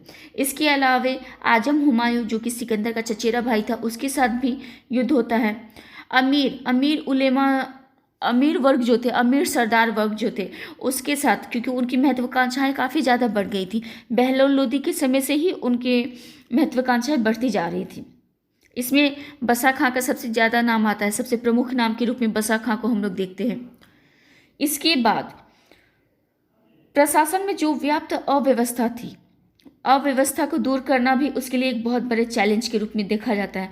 और सुल्तान के पद की प्रतिष्ठा को बनाना उसके लिए बहुत बड़े चैलेंज के रूप में देखा जाता है, क्योंकि बहलोल लोदी ने सबको समान कर दिया था। तो सिकंदर लोदी जो कि सुल्तान और सरदार इन दोनों के बीच में बहुत ज़्यादा गैप बताता है, और इसको साबित करने के लिए उसे बहुत कुछ करना पड़ा था। सबसे पहले तो उसने जो महत्वाकांक्षी सरदार थे उन सब के साथ, मतलब कि अपने ही लोगों के साथ बहुत ज़्यादा संघर्ष करना पड़ा था। इसमें अपने उसके खुद के भी उद्देश्य निहित थे, उसकी जो अपनी पर्सनालिटी थी, जैसे कि वो उतना ज़्यादा धर्मांध था फिर भी उसके बाद भी वो दाढ़ी नहीं रखता था। वो इसलिए क्योंकि उसे अपनी पर्सनालिटी से बहुत ज़्यादा प्यार था। और जो लोग इतने ज़्यादा महत्वाकांक्षी रहते हैं तो उनके उद्देश्य भी बड़े रहते हैं। इस उद्देश्यों में हमने देखा भी अभी कि किस तरह से सिकंदर लोदी ने अपने राज्य को धर्म प्रधान राज्य के रूप में गिनाया, धर्म प्रधान राज्य के रूप में उसे स्थापित किया। इसके लिए उसने क्या किया? निरंकुशता का सहारा लिया, स्वेच्छाचारिता को आधार बना के अपने शासन को कायम किया, आंतरिक दशा में सुधार किया, प्रशासनिक स्थिति को सुदृढ़ किया, स्वतंत्र विद्रोही अमीर जो रहते थे उनका दमन करके उनके ऊपर अपना पूरी तरह से नियंत्रण स्थापित किया। इसके अलावा उसने सल्तनत की सीमाओं का भी विस्तार किया। हम लोग देखते हैं कि दिल्ली की सल्तनत में खिज्र खां के बाद, यानी कि बहलोल लोदी के समय से पहले के समय में क्या होता है, दिल्ली सल्तनत एक बहुत ही छोटी जगह में सिमट के रह जाता है। तो बाद के समय में सिकंदर लोदी ने उस साम्राज्य को थोड़ा विस्तार किया था, उस पर थोड़ा सा उसने विजय हासिल की थी। इसके अलावा बरबक शाह का जब दमन होता है, बरबक शाह का दमन करने के लिए उसने क्या, सबसे पहले तो उसने अपने भाई के लिए शांतिपूर्ण नीति अपनाई थी, अपने दूत को जौनपुर भेजा था। लेकिन हुसैन शाह के कारण, हुसैन शाह ने जो भड़काया था बरबक शाह को युद्ध करने के लिए, विद्रोह करने के लिए, तो उसके कारण किसी को भी मुनाफा नहीं होता है, बल्कि हुसैन शाह को सबसे ज़्यादा नुकसान होता है। उसके कारण उसका पतन हो जाता है। कन्नौज का जो प्लेस है वहाँ पर सिकंदर लोदी और बरबक इन दोनों के बीच में युद्ध होता है। इसमें सिकंदर की विजय हो जाती है और बरबक बदायूं भाग जाता है। लेकिन बाद के समय में क्या होता है, अपने भाई के लिए उदारवादी नीति अपनाते हुए सिकंदर लोदी ने बरबक को फिर से जौनपुर का शासक बना देता है। तो इस तरह से हमने देखा कि मध्यकालीन भारत में सिकंदर लोदी जब से शासन व्यवस्था में आता है, युवराज काल से उसने अपनी प्रतिभा का लोहा मनवाने के लिए हर तरह के कार्य किए, और उसने एक ऐसी शासन व्यवस्था कायम की, ऐसे राज्य की स्थापना की जो कि आंतरिक दृष्टि से बहुत ही सुदृढ़ रहा। बाद के समय में जब इब्राहिम लोदी आते हैं तो इब्राहिम लोदी इस वंश का सबसे अंतिम शासक के रूप में जाना जाता है। उसके समय में इस वंश का अंत भी हो जाता है और फिर मुगल शासक बाबर, उसकी राज्य की स्थापना हो जाती है। सबसे पहले तो जब सिकंदर लोदी की मौत हो जाती है, मृत्यु हो जाती है, तो उसके द्वारा जो अमीर थे, जो शक्तिशाली अमीर थे, उन्होंने क्या किया कि सिकंदर शाह लोदी की साम्राज्य को 2 बराबर भागों में बांट दिया, ताकि दोनों भाई यानी कि इब्राहिम लोदी और जलाल खां, इन दोनों को समान साम्राज्य मिल सके। तो इब्राहिम को दिल्ली और आगरे का क्षेत्र दिया गया, वहीं दूसरी तरफ जलाल खां को जौनपुर और कालपी का क्षेत्र प्राप्त हुआ। इन दोनों का इस साम्राज्य का जो 2 भागों में विभाजन हुआ था, वो यहाँ के अमीरों का ही निर्णय था। हालांकि इब्राहिम लोदी इस बात से बिल्कुल भी खुश नहीं था।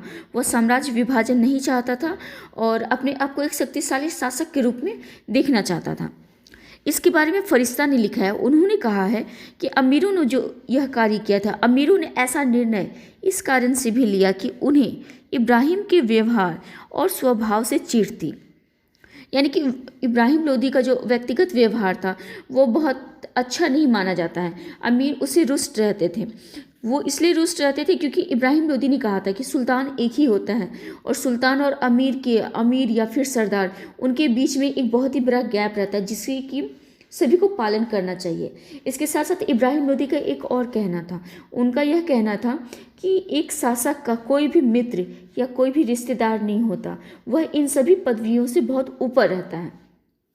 तो उसकी इस तरह की जो सोच है, उसे इस बात की तो जानकारी मिलती है कि उसने कभी भी समानता के अधिकार को प्रश्रय नहीं दिया, जैसे कि उसके दादाजी बहलोल लोदी ने दिया था। उन्होंने क्या किया था, उन्होंने बाहर से सारे अफगानों को बुलाया था और यहाँ पे उन्हें बड़ी बड़ी पदवियाँ दी थी, बहुत उपहार दिया था और उन सबको समानता का अधिकार दिया था। सिकंदर लोदी ने इस बारे में बहुत कुछ किया, मतलब कि उन्होंने अपने सुल्तान की जो प्रतिष्ठा है उसे सरदारों की प्रतिष्ठा से थोड़ा अलग किया और इसमें सबसे ज़्यादा काम इब्राहिम लोदी ने किया। तो 21 नवंबर 1517 को आगरा के सिंहासन पे इब्राहिम लोदी सत्तारूढ़ होता है और उसने अपने शासनकाल के सबसे पहले वर्ष में ही राजपूतों से ग्वालियर को छीन लिया था। ग्वालियर की जो विजय है, जो कि 1517-18 ईस्वी की मानी जाती है, इस विजय ने इब्राहिम लोदी की शक्ति और प्रतिष्ठा में बहुत ज़्यादा वृद्धि कर दी थी। क्यों की थी? क्योंकि यह वही किला है, ग्वालियर का जो किला था, ये वही किला है जहाँ की सिकंदर शाह लोदी को कभी विजय नहीं मिल पाई थी। इब्राहिम लोदी के समय में कुछ ऐसी घटनाएं भी घटी जिसने कि इब्राहिम लोदी को सपोर्ट किया। जैसे कि उस समय के ग्वालियर के जो सबसे प्रतापी शासक थे, उनका नाम था मान सिंह। उसकी मृत्यु हो जाती है जब इब्राहिम सिंहासन संभालता है और उसके मान सिंह की जगह पर उसका बेटा या उत्तराधिकारी, उसका नाम था विक्रमादित्य। विक्रमादित्य एक दुर्बल प्रवृत्ति का शासक साबित होता है और उसके ऊपर जब इब्राहिम लोदी सिंहासन संभालता है तो उसने सबसे पहले एक बहुत बड़ी सेना का गठन किया और उस सेना को भेज दिया ग्वालियर पर युद्ध करने के लिए। और चूंकि इस समय बहुत ही दुर्बल शासक था, विक्रमादित्य था, तो विक्रमादित्य ने क्या किया, विक्रमादित्य ने सरेंडर कर दिया और ग्वालियर पर इब्राहिम का अधिकार हो गया।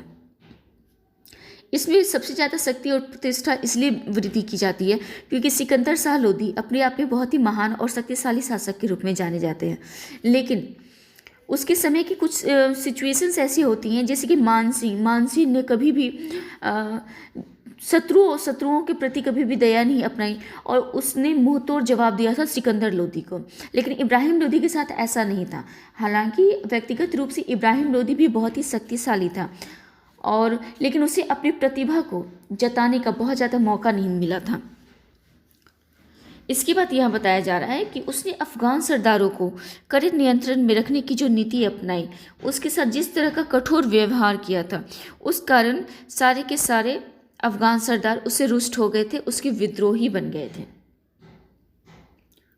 इब्राहिम लोदी का खुद का भी ऐसा सोच था और ऐसे ही उसकी भावनाएं थी जिसके कारण कि अमीरों में उसके प्रति रुष्टता का बढ़ना वाजिब था।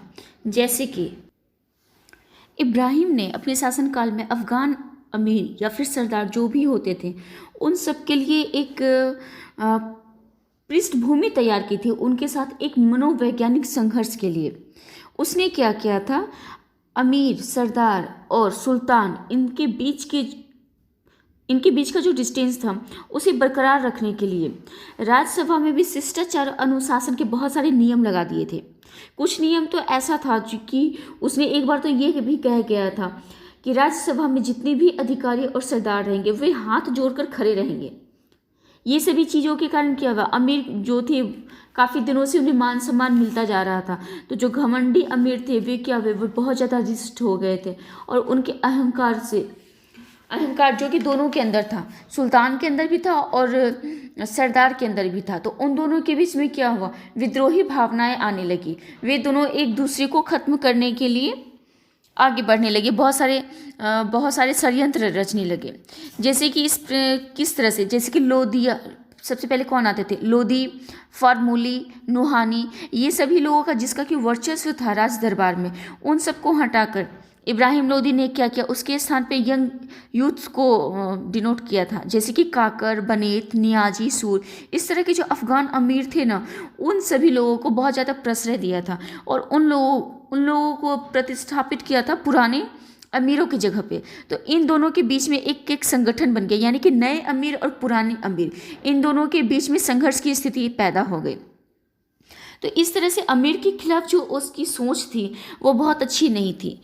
इसके अलावा उसने आजम हुमायूं, मियाँ हुसैन, फॉर्मूली, मियाँ भोबा, इन सब का जो, ये सभी लोग कौन थे, ये सभी लोग पुराने सरदार थे जिनका कि लोदी वंश में बहुत ही अहम स्थान देखने को मिलता है।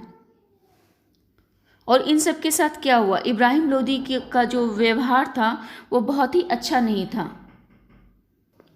इन सब के साथ अब हम लोग देखते हैं, इन सभी चीज़ों के साथ अब हम लोग देखते हैं कि इब्राहिम लोदी ने अपने जीवन काल में किस तरह की सफलताएं और असफलताओं का सामना किया था। असफलताएं और सफलताएं।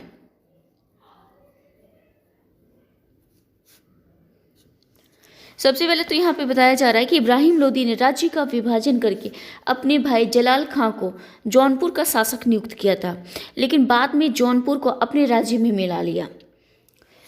इब्राहिम खां का सबसे बड़ा प्रतिद्वंदी उसका अपना भाई था, उसका नाम था जलाल खां।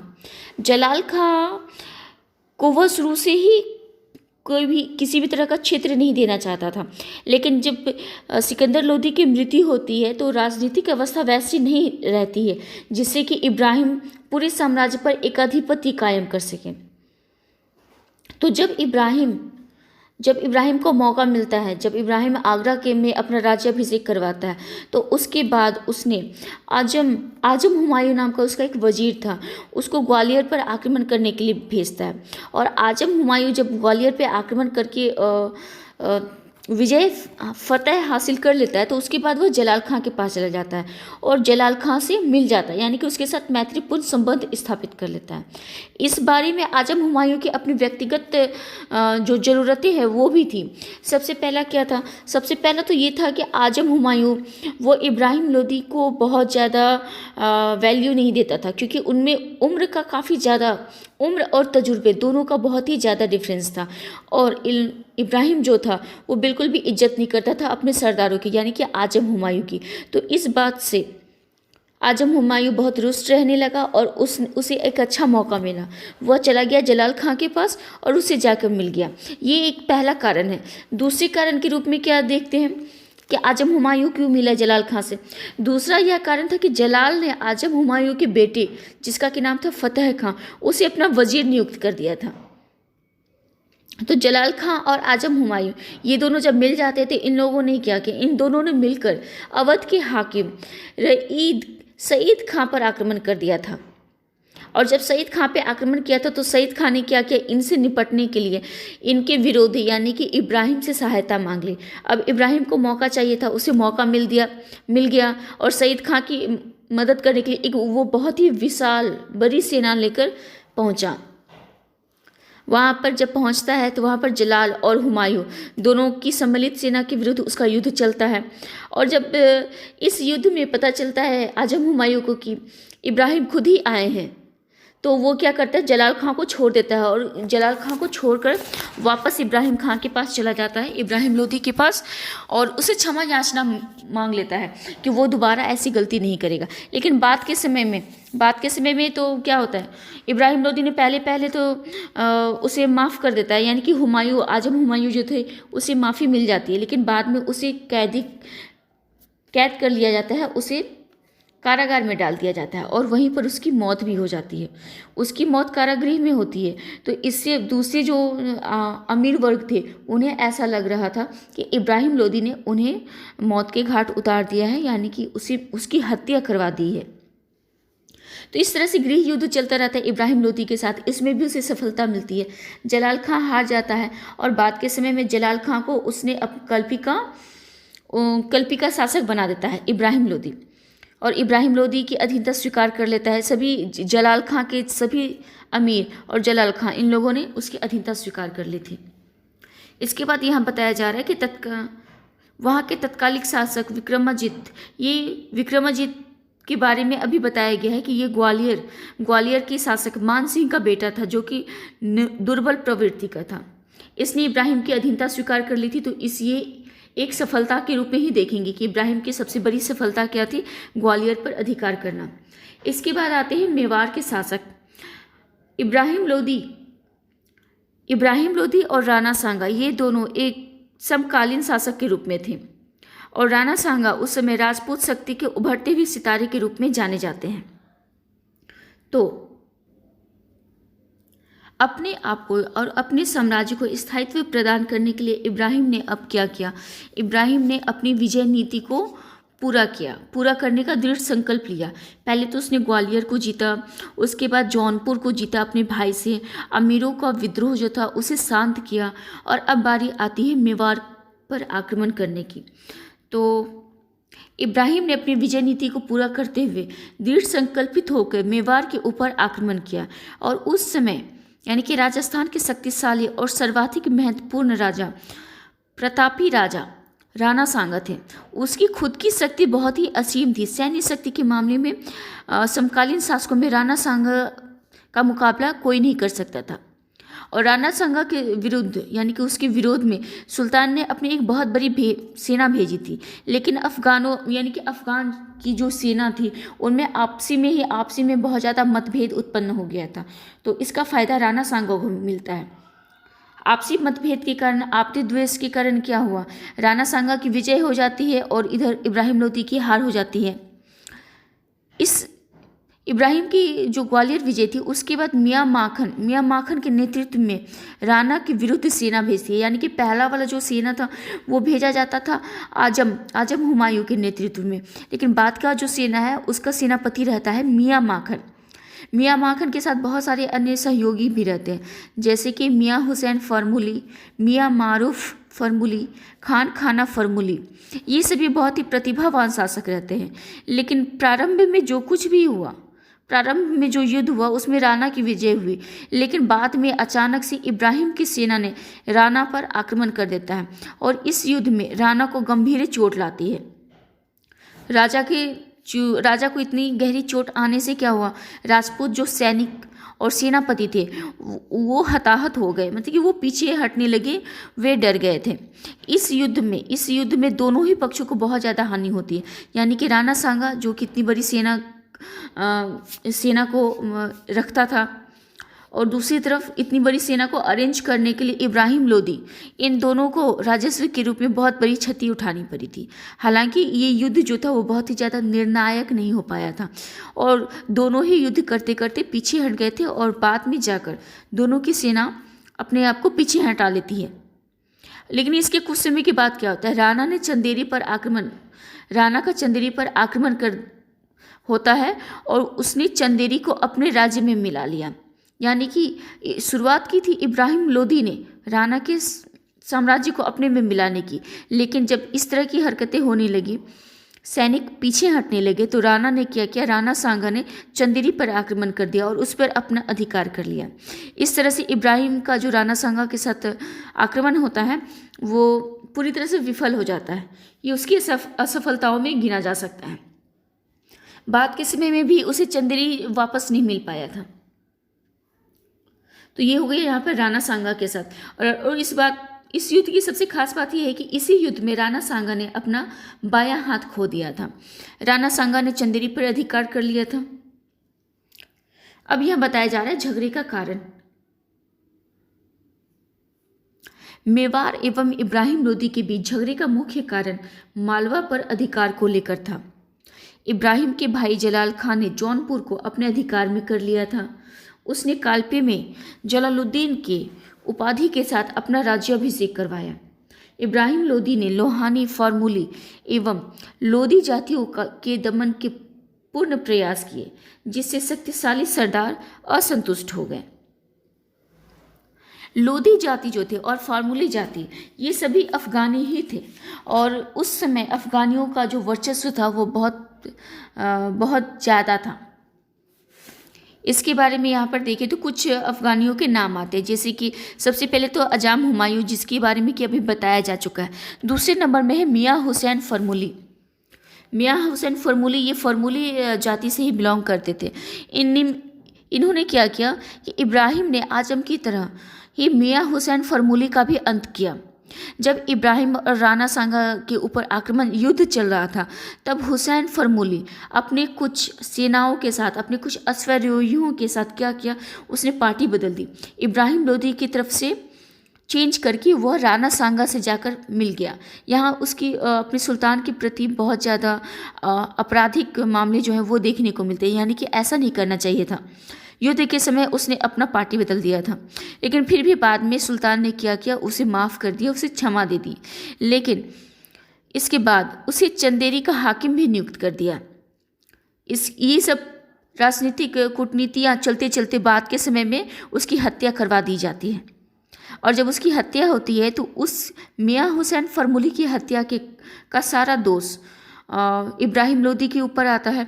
और इसके अलावा जो अन्य अमीर रहते हैं उन लोगों के अंदर असंतोष, ईर्ष्या और प्रतिरोध की जो भावना होती है उसका जन्म हो जाता है। यानी कि पहले तो अजाम हुमायूं, उसके बाद मियाँ हुसैन फॉर्मूली, इन लोगों का अंत का अन्य सरदारों के ऊपर बहुत ही गहरा प्रभाव पड़ता है।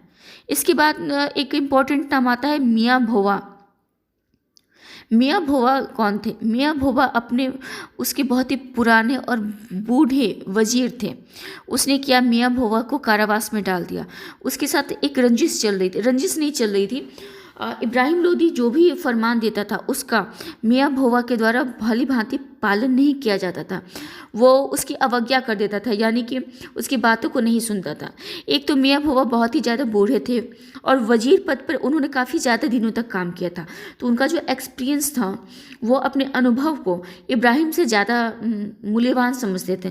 तो इब्राहिम की बातों को बच्चों वाली हरकत समझ के वे छोड़ देते थे, उसकी अवज्ञा कर देते थे। तो इससे इब्राहिम के मन में उसके प्रति विरोध भावना आ गया और उसने क्या किया, भोवा को कारावास में डाल दिया और कारावास में उसकी मौत भी हो जाती है, जिसका कि सारी जिम्मेदारी इब्राहिम लोदी के ऊपर आ जाता है। इसके बाद एक अन्य सरदार है इस्लाम खां। सरदार तो हालांकि बहुत सारे हैं, लेकिन 2-4 नाम हैं जो कि बहुत ही ज़्यादा खास रखते हैं, जैसे कि दौलत खां, आलम खां, अफ़गान अमीर, और उसमें एक नाम है इस्लाम खां का विद्रोह। इस्लाम खां ने इन सारी चीज़ों से आक्रोशित होकर विद्रोह कर दिया था। और जब आजम हुमायूं की हत्या हुई थी तो उसके बाद सुल्तान ने उसके दूसरा लड़का आजम हुमायूं जो था, उसका दूसरा लड़का इस्लाम खां उस समय करा और मानिकपुर का हाकिम था, उसे वहाँ से हटा दिया था। यानी कि पिता की मृत्यु के बाद पुत्र को भी अपना जॉब खोना पड़ता है। इस पर इस्लाम खां ने क्या किया था कि बहुत सारे अफ़गान अमीरों को एक जगह इकट्ठा किया और उन लोगों के अंदर विद्रोह की भावना भर दिया। उसने सबसे पहले तो राजकोष पर अधिकार कर लिया था और एक बहुत बड़ी सेना लेकर आगरा पर आक्रमण भी कर दिया। जब इन सभी चीज़ों के बारे में सुल्तान को पता चलता है तो उसने अहमद खां को सेनापति बनाकर एक विशाल सेना लेकर इस्लाम खां के विरुद्ध भेजता है और इस युद्ध में इस्लाम खां की पराजय हो जाती है, उसे पराजित कर दिया जाता है। अब सुल्तान ने क्या किया, नवयुवक अमीरों में से 12 के नेतृत्व में शाही सेना को इस्लाम खां के विरुद्ध भेजा और साथ ही उसने क्या किया, पूरब की ओर गाजी खान दरिया खान नुहाई और सिख जाता फरमुली को इस्लाम खां पे आक्रमण करने के लिए भेजा। यानी कि पहला जो युद्ध हो रहा है उसमें इस्लाम खां की विजय हो जाती है, तो उससे निपटने के लिए बाद के समय में इतने सारे लोगों को भेजा जाता है और यह युद्ध बहुत ही ज़्यादा यादगार रहता है। इसे एक बुक है, अहमद जी ने इसे अपने ग्रंथ में शामिल किया है इस वृतांत को, और उसका नाम है मखजने अफगाना। इसमें उन्होंने लिखा है कि लाशों के ढेर पर ढेर लग गए और युद्ध क्षेत्र उनसे ढक गया। पृथ्वी पर पड़े हुए सिरों की संख्या कल्पनातीत थी। यानी कि इसमें इतनी ज़्यादा रक्त रंजित हुई है कि रक्त की नदियाँ बहने लगी। और बहुत समय बाद भी जब कभी भी हिंदुस्तान में कोई भी भयंकर युद्ध लड़ा जाएगा तो वह भी इसका सामना नहीं कर सकता। यानी कि इसमें भाई ना भाई और पिता के शत्रु के विरुद्ध युद्ध किया गया था। धनुष, वाण, ये सभी जगह अलग अलग जगहों पर फेंका गया था। इसमें भालों, तलवारों, चाकुओं, बर्छों, इन सब से बहुत ही बड़ा नरसंहार हुआ था। तो इस तरह से अहमद जी की जो वृत्तांत है उससे यह पता चलता है कि ये युद्ध बहुत ही बड़ा युद्ध था। अब इसके बाद देखने को मिलता है इब्राहिम लोदी की पराजय एवं मृत्यु। यह बताया जा रहा है कि इब्राहिम के असंतुष्ट सरकारों ने पंजाब का शासक दौलत खां लोदी और इब्राहिम लोदी के चाचा आलम खां ने काबुल के तैमूर वंशीय शासक बाबर को भारत पर आक्रमण करने के लिए निमंत्रण दिया था। चूँकि ये सभी लोग इब्राहिम की जो नीतियाँ थी उससे रुष्ट हो गए थे। राणा सांगा के लिए तो बहुत बड़ा चैलेंज था ये। उसके अलावा दौलत खां लोदी पंजाब के शासक और आलम खां खुद ही शासक बनना चाहता था, क्योंकि उसे उसके भाई के समय में मौका नहीं मिला था। तो उसने सोचा था कि अगर उसका भाई नहीं रहता है तो राजगद्दी उसे मिलनी चाहिए थी, लेकिन इब्राहिम लोदी ने ऐसा होने नहीं दिया। तो आलम खां इब्राहिम लोदी के विरुद्ध हो गया और उन लोगों ने देखा, पहले तो इन लोगों ने देखा कि दौलत खां लोदी और आलम खां सोचा कि अगर बाबर आता है, तैमूर वंशी शासक बाबर आता है, भारत पर आक्रमण करता है, तो वो इब्राहिम लोदी को हरा देगा, मार देगा और उसके बाद एक लुटेरे और आक्रांता के रूप में आतंक मचाकर वापस लौट जाएगा। लेकिन ऐसा हुआ नहीं। जब बाबर आता है, क्योंकि बाबर का फरगना के साथ और फरगना में उसका शासन स्थापित नहीं हो पाया और वह अपने राज्य की ओर से पूरी तरह से असंतुष्ट हो गया था, बहुत ही ज़्यादा नकारात्मक सोच से भर गया था। उसे ऐसा लग रहा था कि अब वहाँ पर वो वापस राज्य नहीं कर सकता है। और जब दूसरी तरफ जब आलम खां और दौलत खां लोदी के द्वारा उसे निमंत्रण मिलता है और वह यहाँ आक्रमण करता है, तो वो देखता है कि यहाँ की जो जलवायु है और यहाँ की जलवायु बाबर को बहुत ज़्यादा पसंद नहीं आई थी, लेकिन यहाँ की जो राजनीतिक स्थिति है वो उसके लिए पूरी तरह से उपयुक्त है। यानी कि वह अपने साम्राज्य में वापस ना जाकर अगर भारत में ही रहता है तो वो बहुत ही बड़ा साम्राज्य कायम कर सकता है। इस बात का अंदाज़ा ना आलम खां को था और ना ही दौलत खां लोदी को था। और बाबर ने 21 अप्रैल 1526 को पानीपत के मैदान में इब्राहिम लोदी के साथ युद्ध किया, भयानक संघर्ष किया और इस युद्ध में लोदी की बहुत ही बुरी तरीके से हार होती है और वहीं पर उसकी हत्या कर दी जाती है। कहा जाता है कि इब्राहिम लोदी पूरे सुल्तानों में एकमात्र ऐसा सुल्तान था जिसकी मौत युद्ध क्षेत्र में होती है। इब्राहिम लोदी की सबसे बड़ी दुर्बलता उसका हठी स्वभाव था। उसके समय की प्रमुख विशेषता उसका अपने सरदारों से संघर्ष था। इब्राहिम की मृत्यु के साथ ही दिल्ली सल्तनत समाप्त हो जाता है और बाबर ने भारत में एक नवीन वंश, जिसे कि मुगल वंश के नाम से जानते हैं, उसकी स्थापना करते हैं। ये था इब्राहिम लोदी की मृत्यु। अब देखते हैं इसके बारे में विद्वानों के क्या विचार हैं। सबसे पहले तो फरिश्ता के अनुसार यह बताया गया है कि इब्राहिम लोदी मृत्यु पर्यंत लड़ता रहा और एक सैनिक की भांति ही मारा गया। इसके अलावे नियामतुल्ला का विचार है कि सुल्तान इब्राहिम लोदी के अतिरिक्त भारत का कोई भी अन्य सुल्तान युद्ध स्थल में नहीं मारा गया।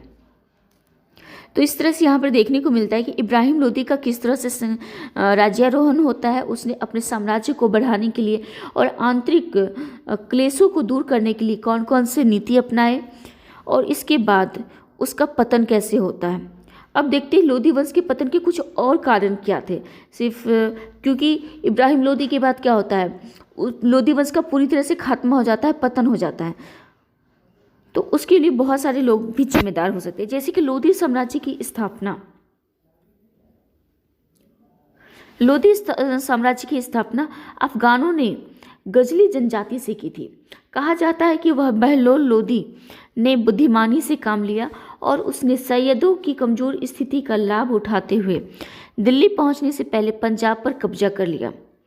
पंजाब पर बहलोल लोधी पहले से ही शासक के रूप में कार्य कर रहे थे और उसने 19 अप्रैल 1451 को बहलोल शाह गाजी के खिताब के साथ दिल्ली के सिंहासन पर से भारत का नियंत्रण अपने हाथों में ले लेता है।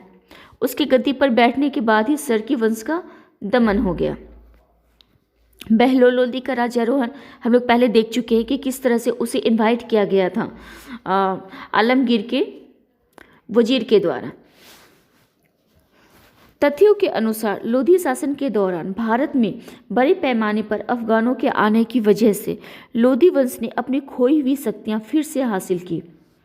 बहलोल लोधी ने अपना साम्राज्य ग्वालियर, जौनपुर, उत्तरी उत्तर प्रदेश तक फैला लिया था और अपनी सबसे बड़ी बेटे बरबक शाह को जौनपुर का शासक भी नियुक्त किया था। वह योग्य प्रशासक था जिसने लगातार 26 वर्षों तक दिल्ली के आसपास के प्रदेशों पर जीत हासिल की। 1488 ईस्वी में जलाली में उसका निधन हो गया।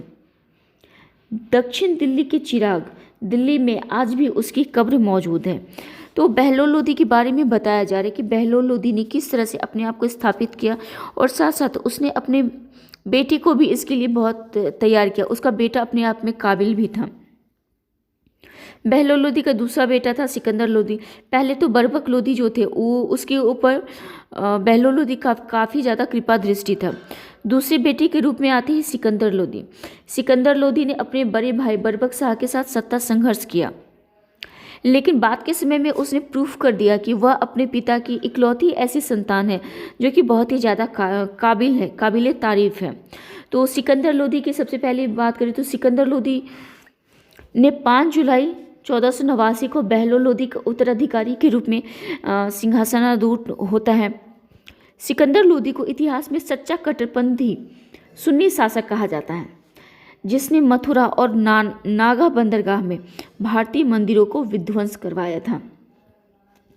सिकंदर लोधी ने अपने समय में बहुत सारे मंदिरों का विध्वंस कर, उसमें से ज्वालामुखी मंदिर, पुरी का मंदिर, मथुरा नागा मंदिर। मथुरा में तो उसने बलाद धर्म परिवर्तन भी करवाया था हिंदुओं का। उसने इस्लाम की सर्वोच्चता सिद्ध करने के लिए हिंदुओं पर जजिया कर लगाया। 32 अंकों के गाजी सिकंदरी की शुरुआत की जो किसानों को उनके द्वारा खेत जोती गए जमीन को मापने में मदद करता था। अर्थव्यवस्था की दृष्टि से सिकंदर शाह लोधी का शासनकाल बहुत ही महत्वपूर्ण माना जाता है। उसने इस तरह की रचनाएं की थी, इस तरह की नीतियों का पालन किया था जिससे कि आम जनजीवन बहुत ही सरल, सुखमय और शांतिपूर्ण हो सके और इसमें उससे बहुत ज़्यादा सफलता भी मिली थी। इसके अलावा इतिहास में इसे निम्नलिखित कारणों की वजह से भी जाना जाता है। यानी कि देखिए तो सिकंदर लोधी के बारे में बताया जा रहा है कि उसने क्या क्या किया। सबसे पहले तो उसने 1504 में आगरा शहर की स्थापना करवाई। यानी कि आगरा शहर जो है उसके जो संस्थापक हैं उसके रूप में सिकंदर शाह लोधी का नाम आता है। इसके अलावा खूबसूरत कब्रों, इमारतों का निर्माण करवाया। उसने आयात और निर्यात को सुगम बनाने एवं अर्थव्यवस्था के विकास में महत्वपूर्ण भूमिका निभाई। ज्ञात हो कि उसने आयात और निर्यात पर 2 ही तरह के कर लगाए। जो बहुत ज़्यादा कर हुआ करते थे उसने उन सभी करों को हटा दिया और उसकी जगह सिर्फ 2 तरह के कर लगाए थे। Only 2 type of taxes. किसानों को खाद्यान्न पर कर देने से छूट कर दी थी। शिक्षा को बढ़ाया था क्योंकि उसने क्या किया था, बहुत ज़्यादा मस्जिदों का निर्माण करवाया था और मस्जिदों का निर्माण करवाने के साथ साथ मस्जिद में मदरसे भी हुआ करते थे। तो मदरसों को बहुत ज़्यादा निर्माण हुआ तो इससे शिक्षा को बहुत ज़्यादा वृद्धि होती है। सिकंदर एक कट्टर सुन्नी शासक था जिसमें धार्मिक सहिष्णुता का अभाव था। इसके बारे में अगर हम उसकी पर्सनल लाइफ को देखें, जैसे कि सिकंदर शाह के पिता क्या थे, अफ़गानी इस्लाम को मानने वाले अफ़गानी थे, और उनकी माँ क्या थी, उनकी माँ हिंदू संप्रदाय से संबंधित थी। हिंदू संप्रदाय से संबंधित होने के कारण सिकंदर शाह लोदी को बचपन से ही बहुत सारे दंशों का सामना करना पड़ा था, क्योंकि उस समय मध्यकालीन युग जो था उसमें बहुत सारी रानियां होती थी, हिंदू मुस्लिम जाट हर तरह की रानियां होती थी। तो उनके जो पुत्र होते थे, पुत्र पुत्रियां होती थी, वो अपनी माता की जाति के नाम से ही ज़्यादा फेमस हो जाती थी। तो उसी तरह से सिकंदर शाह लोदी के साथ भी ऐसा हुआ, उन्हें एक हिंदू माता की संतान कहा जाने लगा। जबकि सिकंदर शाह लोदी को यह बात बहुत ही ज़्यादा चुभती थी। उसने अपने आप को प्रूफ करने के लिए कि उसके अंदर हिंदू जाति से संबंधित ऐसी किसी भी भावना का प्रादुर्भाव नहीं है, उसने बचपन से ही उसे जो दंश दिया गया था उसके खिलाफ उसने अपना एक अलग व्यक्तित्व का निर्माण करवाया। और यह व्यक्तित्व का निर्माण करते करते वो इतना आगे बढ़ गया कि जब वो अपने समय काल में आता है तो उसकी जो धार्मिक सहिष्णुता रहती है वो पूरी तरह से खत्म हो जाती है, यानी कि वो पूरी तरह से इस्लामिक हो जाता है। तो इसका पूरा दोष समाज को दिया जाना चाहिए, ना कि सिकंदर शाह लोदी के व्यक्तित्व को। सिकंदर लोदी ने ग्वालियर के किले पर फतह के लिए 5 बार कोशिश की थी, लेकिन हर बार राजा मानसिंह से उसे मुंह की खानी पड़ती थी। राजा मानसिंह बहुत ही ज़्यादा प्रतिभावान व्यक्ति थे, लेकिन सिकंदर शाह लोदी के बाद यानी कि इब्राहिम लोदी के समय में मानसिंह का बेटा जो कि बहुत ही कमज़ोर शासक था, विक्रमादित्य, तो सिकंदर शाह लोदी के सपने को उसके बेटे इब्राहिम लोदी ने पूरा किया। 1517 में उसकी मौत हो जाती है, उसका निधन हो जाता है, और उसके बाद उसका बेटा इब्राहिम खान लोदी उसके बड़े भाई जलाल उद दीन के साथ उत्तराधिकारी के लिए हुए युद्ध में जीत हासिल करके दिल्ली के सिंहासन पर बैठता है। दोनों भाइयों के बीच हमेशा युद्ध की स्थिति बनी रहती है, लेकिन बाद के समय में जब जलाल खां युद्ध में हार जाता है तो पूरे साम्राज्य पर इब्राहिम लोदी का एकाधिपत्य हो जाता है। अब हम लोग देखते हैं लोदी वंश का पतन। इब्राहिम लोदी की ताजपोशी ने एक दस्तक के भीतर ही लोदी साम्राज्य को बहुत नीचे ला दिया था। इसके बहुत सारे कारण थे। उसके कुछ कारणों में हम देखते हैं कि उनके क्या क्या कारण थे। सबसे पहले तो जलाल उद्दीन का समर्थन करने वाले अफगानी रईस के बीच असंतोष की भावना थी इब्राहिम लोदी के खिलाफ। अपने भाई के प्रति नफरत की वजह से इब्राहिम लोदी ने इन पर बहुत अत्याचार किया। क्योंकि इब्राहिम लोदी साम्राज्यवादी प्रवृत्ति का व्यक्ति था, बहुत ही ज़्यादा हठी भी था, तो जब जलाल लोदी को सपोर्ट मिलता है बहुत सारे अमीरों का, बहुत सारे रईसों का, तो इब्राहिम लोदी उन सभी लोगों से रुष्ट हो जाता है जिसने कि उसके भाई की मदद की थी, और इसके लिए उसने बहुत सारे अमीरों को दंड भी दिया था। उन्होंने जितने भी विद्रोह किए थे उन सब का बहुत ही कठोरतापूर्वक दमन किया था। इसमें हुसैन खां का नाम आता है। हुसैन खां, आजम हुमायूं, मियाँ हुसैन, मियाँ भोवा, इस्लाम खां, इन सब का नाम हमें देखने को मिलता है। इसके अलावा प्रशासनिक प्रणालियों में विफलता और व्यापार मार्गों में अवरुद्ध होना, जिसकी वजह से साम्राज्य की अर्थव्यवस्था पूरी तरह से चरमरा गई थी। अर्थव्यवस्था को बहुत ज़्यादा नुकसान होता है, क्योंकि इसके लिए ना इब्राहिम लोदी का स्वभाव बहुत ही ज़्यादा महत्वपूर्ण स्थान रखता है। वो जितना जिद्दी था, उसने अपने जिद्द के आगे किसी और की सुने ही नहीं। लोग अगर कोई सरदार उन्हें बहुत ही अच्छी बातें भी बताता था तो अपनी जिद के कारण वो उसको सुनता नहीं था, बल्कि वो उसका तो कहना था कि जो शासक ने बोल दिया वही है सब कुछ।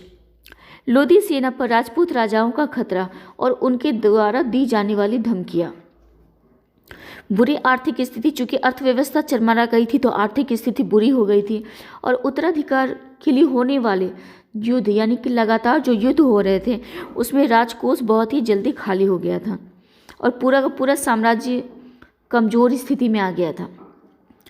जिस साल से इब्राहिम लोदी राजा बनता है, शासक बनता है, उसने उसी साल से अपनी सैन्य अभियान को शुरू कर दिया था।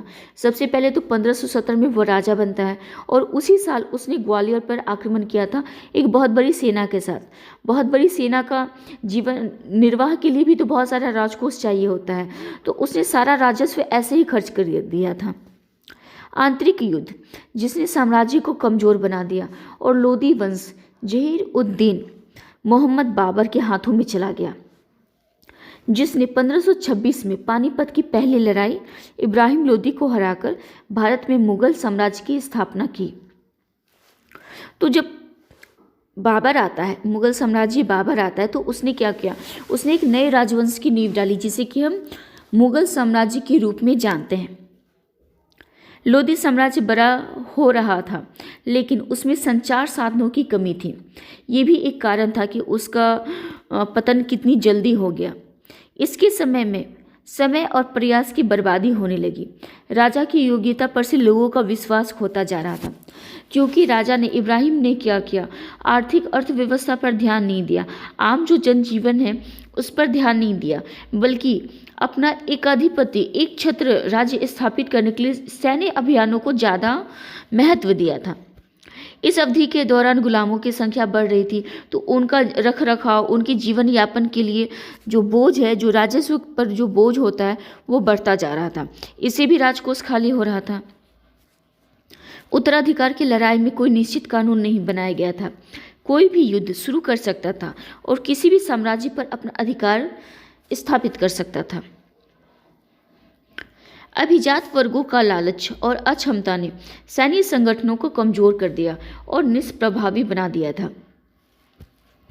अभिजात वर्गों के लालच से मतलब है कि वो लोग, वे सरदार, वे अमीर जिन्होंने कि अपने आप को बहुत ज़्यादा शक्तिशाली बना लिया था, उनकी लालच और उनकी अक्षमता, इन्होंने क्या किया था कि सैनिकों की जो भर्ती की जाती थी वो उसका पैमाना बहुत ही कम कर दिया था, उन्हें कमज़ोर बना दिया था, कमज़ोर और निष्प्रभावी बना दिया था। इस प्रकार सैन्य सरकार से लोगों के लगातार कम होते हुए भरोसे ने भी इस वंश के पतन में महत्वपूर्ण भूमिका निभाई थी। इसके अलावा तैमूर द्वारा किए जाने वाले नियमित आक्रमण, यानी कि तैमूरलंग जो बार बार आक्रमण कर रहा था, उससे भी सैन्य शक्ति में बहुत ही ज़्यादा नुकसान देखने को मिलता है। उसने सैन्य क्षमताओं को कमज़ोर कर दिया था। इस तरह से हम लोग देखें तो इब्राहिम लोदी के सख्त नियमों ने उसके कई गुप्त शत्रु पैदा कर दिए थे। उनमें से एक प्रमुख शत्रु उसका चाचा और लाहौर का शासक था, जिसने इब्राहिम द्वारा लगाए गए अपमान का बदला लेने के लिए इब्राहिम को धोखा दिया और बाबर को लोदी साम्राज्य पर आक्रमण करने के लिए आमंत्रित किया था। बाबर ने इब्राहिम को पानीपत की पहली लड़ाई में हरा दिया और इस तरह 1526 में लोदी वंश के 75 वर्षों का शासन काल का करवा अंत हो गया। बाबर ने अपनी बाबरनामा में यह बताया है, उसने कहा है कि दूसरे पहर तक आते आते उसकी जीत हो जाती है, यानी कि दोपहर से शाम होते होते बाबर जीत जाता है, इब्राहिम लोदी की हार हो जाती है। और इब्राहिम लोदी की जो मौत होती है युद्ध स्थल में, इससे बाबर ने अपने आप को बहुत ही ज़्यादा वो बहुत ही ज़्यादा परेशान भी हुआ, तो उसे यह बात बिल्कुल भी अच्छी नहीं लगी थी। उसका कहना था इब्राहिम लोदी के बारे में कि इब्राहिम लोदी एक बहुत ही जिद्दी किस्म का शासक था और अगर उसमें यह जिद नहीं होता तो शायद उसकी मौत भी ना हो पाती। और उसने जो ये मौत देखी, यानी कि बाबर के साथ जो उसके युद्ध में उसकी मौत होती है, उसने बाबर को अंदरूनी रूप से उसके लिए एक अलग सम्मान के रूप में उसके व्यक्तित्व की रचना की थी। बाबर के अनुसार इब्राहिम लोदी की जो मृत्यु होती है, उसके अनुसार एक सफल सेनापति या सफल सैन्य शासक के रूप में इब्राहिम लोदी को गिना जा सकता है। तो इस तरह लोदी वंश का अंत होता है और इसके बाद बाबर ने अपना एक नया साम्राज्य कायम कर लिया था। बाद के समय में कुछ सल्तनत काल में कुछ और भी राज्य देखे जाते हैं, जैसे कि जौनपुर, मालवा, इस तरह के राज्य। तो इन सभी चीज़ों के बारे में हम लोग नेक्स्ट वीडियो में चर्चा करेंगे। सल्तनत काल के जो अलग से जो राज्य और प्रांत बनते हैं उसके बारे में। आज जो हमने देखा इब्राहिम लोदी के बारे में और लोदी वंश का पतन किस तरह होता है, उसका अंत क्या होता है, कौन कौन से कारण उत्तरदायी रहते हैं। तो ये था आज का लोदी वंश, इब्राहिम लोदी। आज के लिए इतना ही, मिलते हैं नेक्स्ट वीडियो में। जय हिंद, जय भारत।